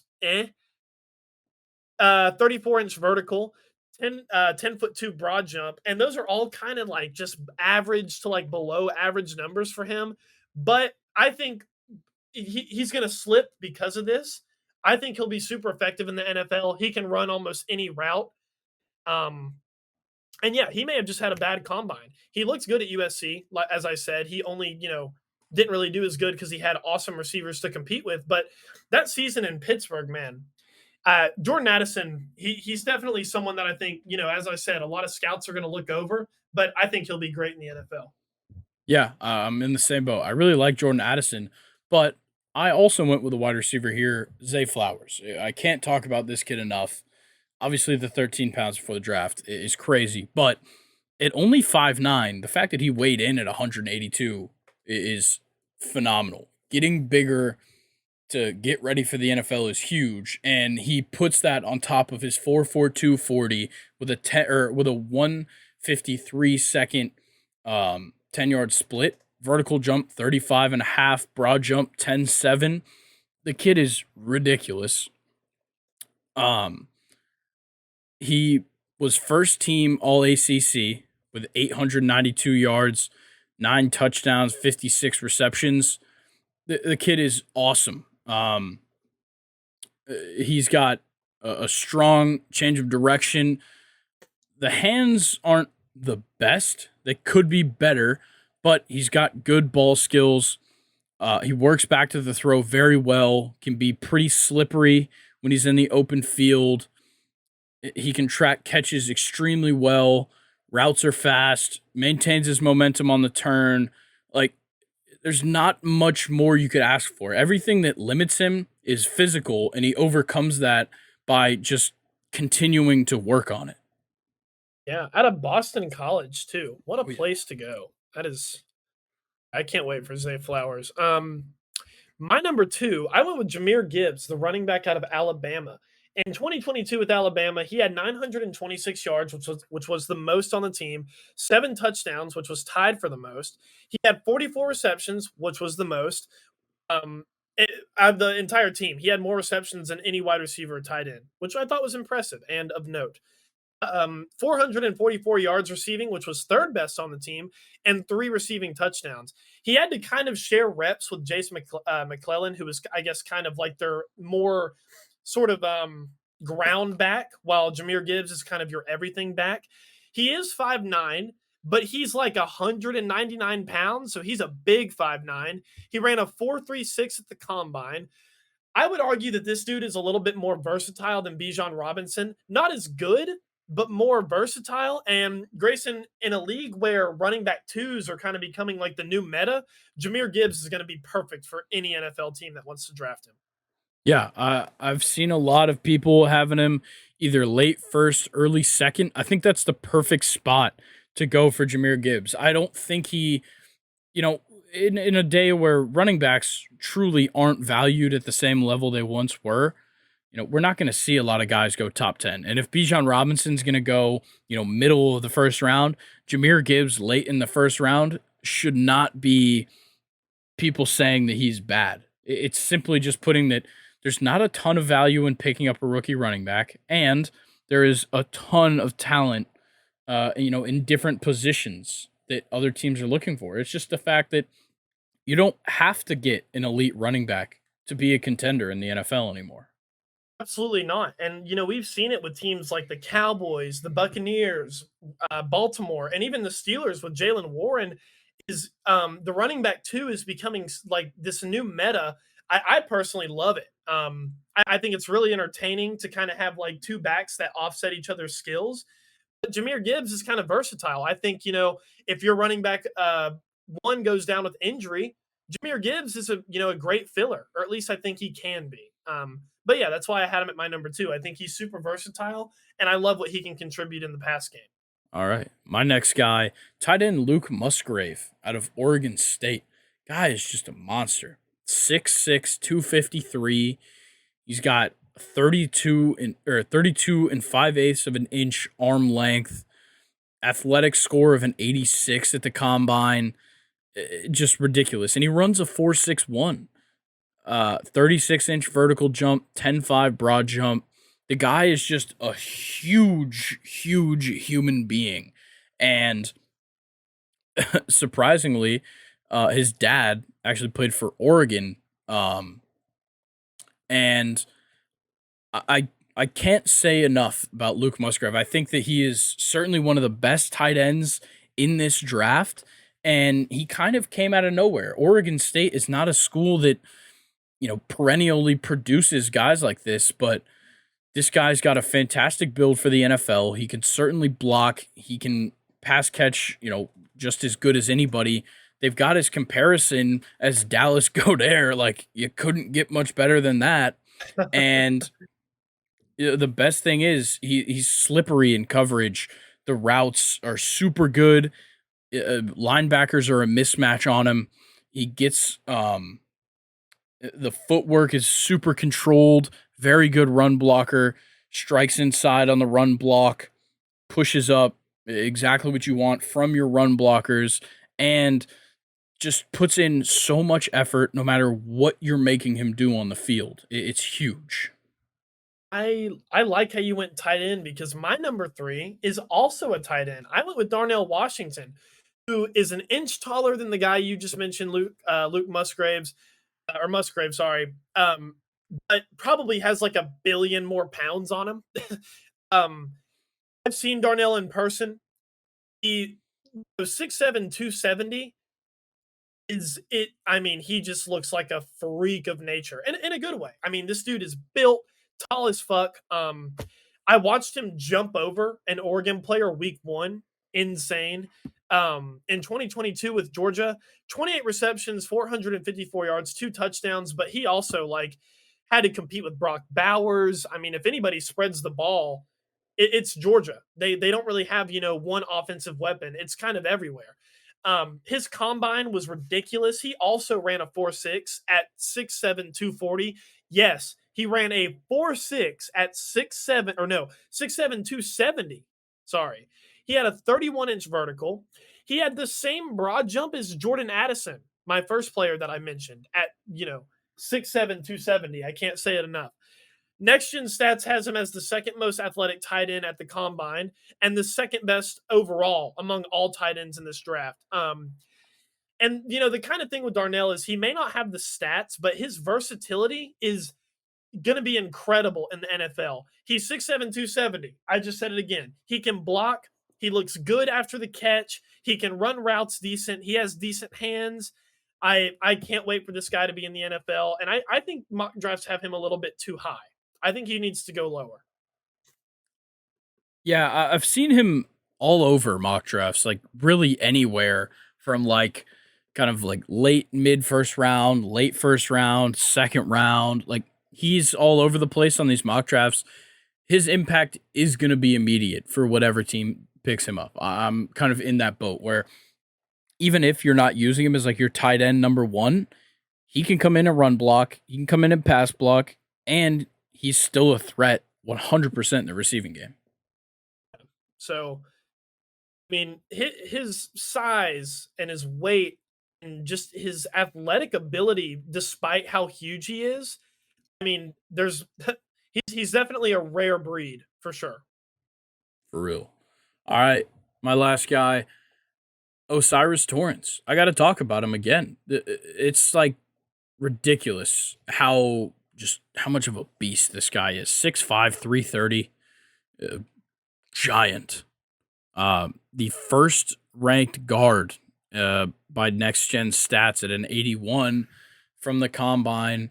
A 23 and a half vertical jump for an offensive lineman is fantastic. 23 reps on the bench, but started at Louisiana Lafayette, and then in his junior year there gets first team All Sun Belt, and he missed 2 games during that season. Follows his coach Billy Napier to Florida. He's a first team AP All American, first team SEC in only 11 starts at right guard, and finished his career without giving up a sack. Damn. And there was just so many things to like about this guy. He's very broad, super wide across the chest and waist. He's so hard to get past because of it. Got strong hands for pass protection. He reads spin moves very well. Very good at kind of adjusting assignments. He was penalty free in 2022. He's got strong pop off the line, and he held his own in that matchup against Jalen Carter very well. So a lot of fantastic stuff going on with Osiris Torrance, and I think he's certainly going to be, one of the top offensive linemen taken off the board. Yeah, and something to add to that is per PPF, I'm reading this now, he was penalty free throughout the 2020 season. That's incredible. Yeah, the guy's ridiculous. Well, I hope that gets y'all excited for that mock draft. Next week, we're going to talk about some of our defensive favorites, and then we're just going to kind of keep sprinkling in a little bit of stuff about the draft to lead up to that mock draft. All right, Luke, let's talk. Do you remember? Yes. Can I please go first? Yes, you've got the floor. All right. Do you remember, Grayson, the 1994 AC Milan team? Because I don't, because that was 8 years before I was born. Yep. Do you? I certainly don't remember. Because I am older than you. But anyway, this AC Milan team, Grayson, had the likes of Baresi and Maldini. Now, Baresi was kind of older in this team with the young Maldini who had just hit the scene. Just listen to this. So there was 18 teams in the Serie A at this time. Okay, so they played 16 or no, 36 games? Yeah, 36 games because it's every, home and away game for every team. Or no, it'd be 35 or 34. 34. 18. 34 final answer. Because yeah, because that you can't play yourself. Yes. It'd be like playing 17 teams. Okay, so Yes. 34. They won the league, Grayson, by only scoring 36 goals. What? They only conceded 15. Damn. They won the UCL over Barcelona 4-0. And just kind of a general stat is Maldini and Baresi logged 297 games with each other. They had 141 clean sheets. Wow. So that is my do you remember, is just how sick this AC Milan defense was. Yeah, that is crazy because right now let's just compare this to the Premier League. Newcastle has 19 goals allowed. They have the lowest goals allowed in the league, and they've only played 27 games. Exactly. And even the table from 1994 this season was it's just unbelievable. AC Milan won the league, as I said, with 36 goals scored. Second was Juventus with 58. Third was Sampdoria with 64. But AC Milan only conceded 15 goals. There's not a single team close. Juventus only conceded 25, but that's still 10 goals. Absolutely unbelievable season. Yeah, that And is they crazy. lost 3 games. AC Milan did. Unbelievable. That's wild stuff there. All right. My do you remember? It's coming from a big opening day moment in MLB history. April 4th, 1974. Hank Aaron hits his first home run of the season and ties Babe Ruth's home run record of 714. But before that series started to open the season, the fans wanted Hank Aaron to sit out for that series so that he could break it at home when the Braves came back from their road trip to Cincinnati. He ended up actually sitting game 2, came in, played game 3, went 0-3, comes back and breaks the home run record with number 715 4 days later when the Braves returned from their Cincinnati trip. I love Wow. Hank Aaron so much. And this, the fact that he did it on opening day, like, think about how hard it must have been for him to finish the season at 713 and go all winter. Just like, I just need 2 more. Like, that's got to motivate you to just keep working. Oh yeah, and a player like him, that was just that was probably like insects in the skin Yeah. during that offseason. One of, you know, and this is just kind of like maybe a generalized statement, and I hope I'm wrong, but it seems like to me, if you're not from Georgia, Hank Aaron is just very much overlooked as an athlete among all sports. I definitely think he deserves a lot more attention. I mean, he definitely gets the attention he deserves in Georgia. 44 jerseys are everywhere. Yeah. I feel like, and I don't know if you feel this way because you're obviously the baseball, genius. But Hank Aaron is overlooked a lot, I think, in my opinion. I think he gets overlooked in like that home run conversation shit because of Barry, but like all-time leader in total bases. I believe he's. I got to pull up some of his like records, but he leads in so many categories, just across the board. Um, it's insane. I don't think there's many players that are gonna push on most RBIs in a career with 2,297, most extra base hits 1,477, and then that total bases record at 6,856. That is insane because when you look at that total bases record, at the time of his retirement, he had traveled over 12 miles farther on the base paths than any other player in MLB history. That's incredible. Love that stat so much. I was hoping because I've looked up Hank Aaron records as you did, and I was hoping that you would read that because that's awesome. 12 miles farther than anybody in MLB history at that time. Yeah. Wow. Not to include his, I believe, 25 all-star appearances.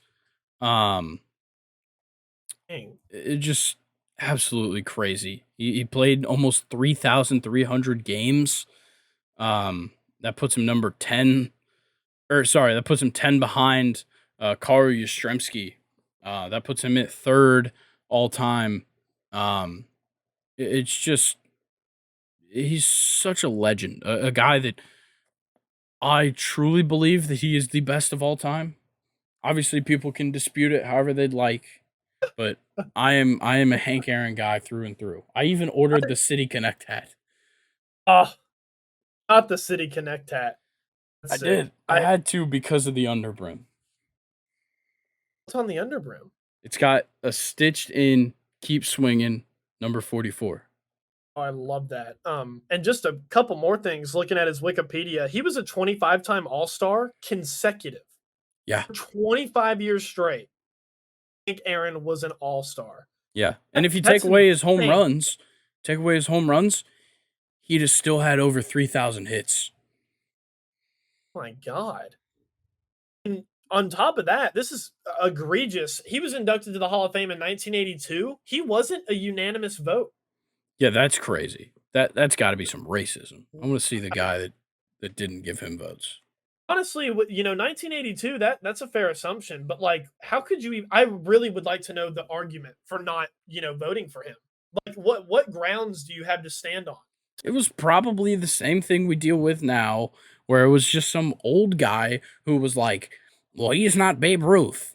Like that's that's exactly what it was. It was like he doesn't look like him. That's probably verbatim how he put it.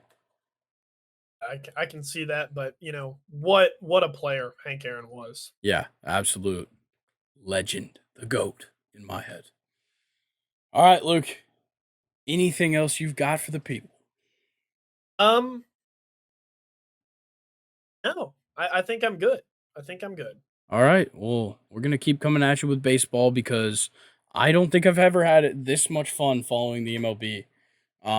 It's been a blast. And speaking of a blast, the Mariners just beat the living shit out of the Angels, 11-2.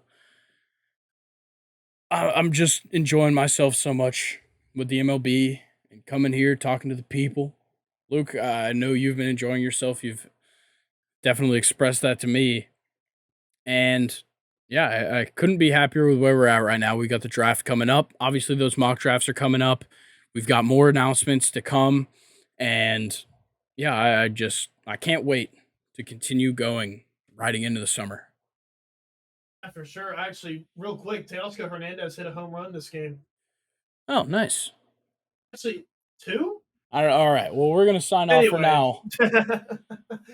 Catch y'all next week. Actually, we'll catch y'all Friday. I completely forgot because Luke was here. It threw me off. We'll catch y'all Friday. Peace. Peace.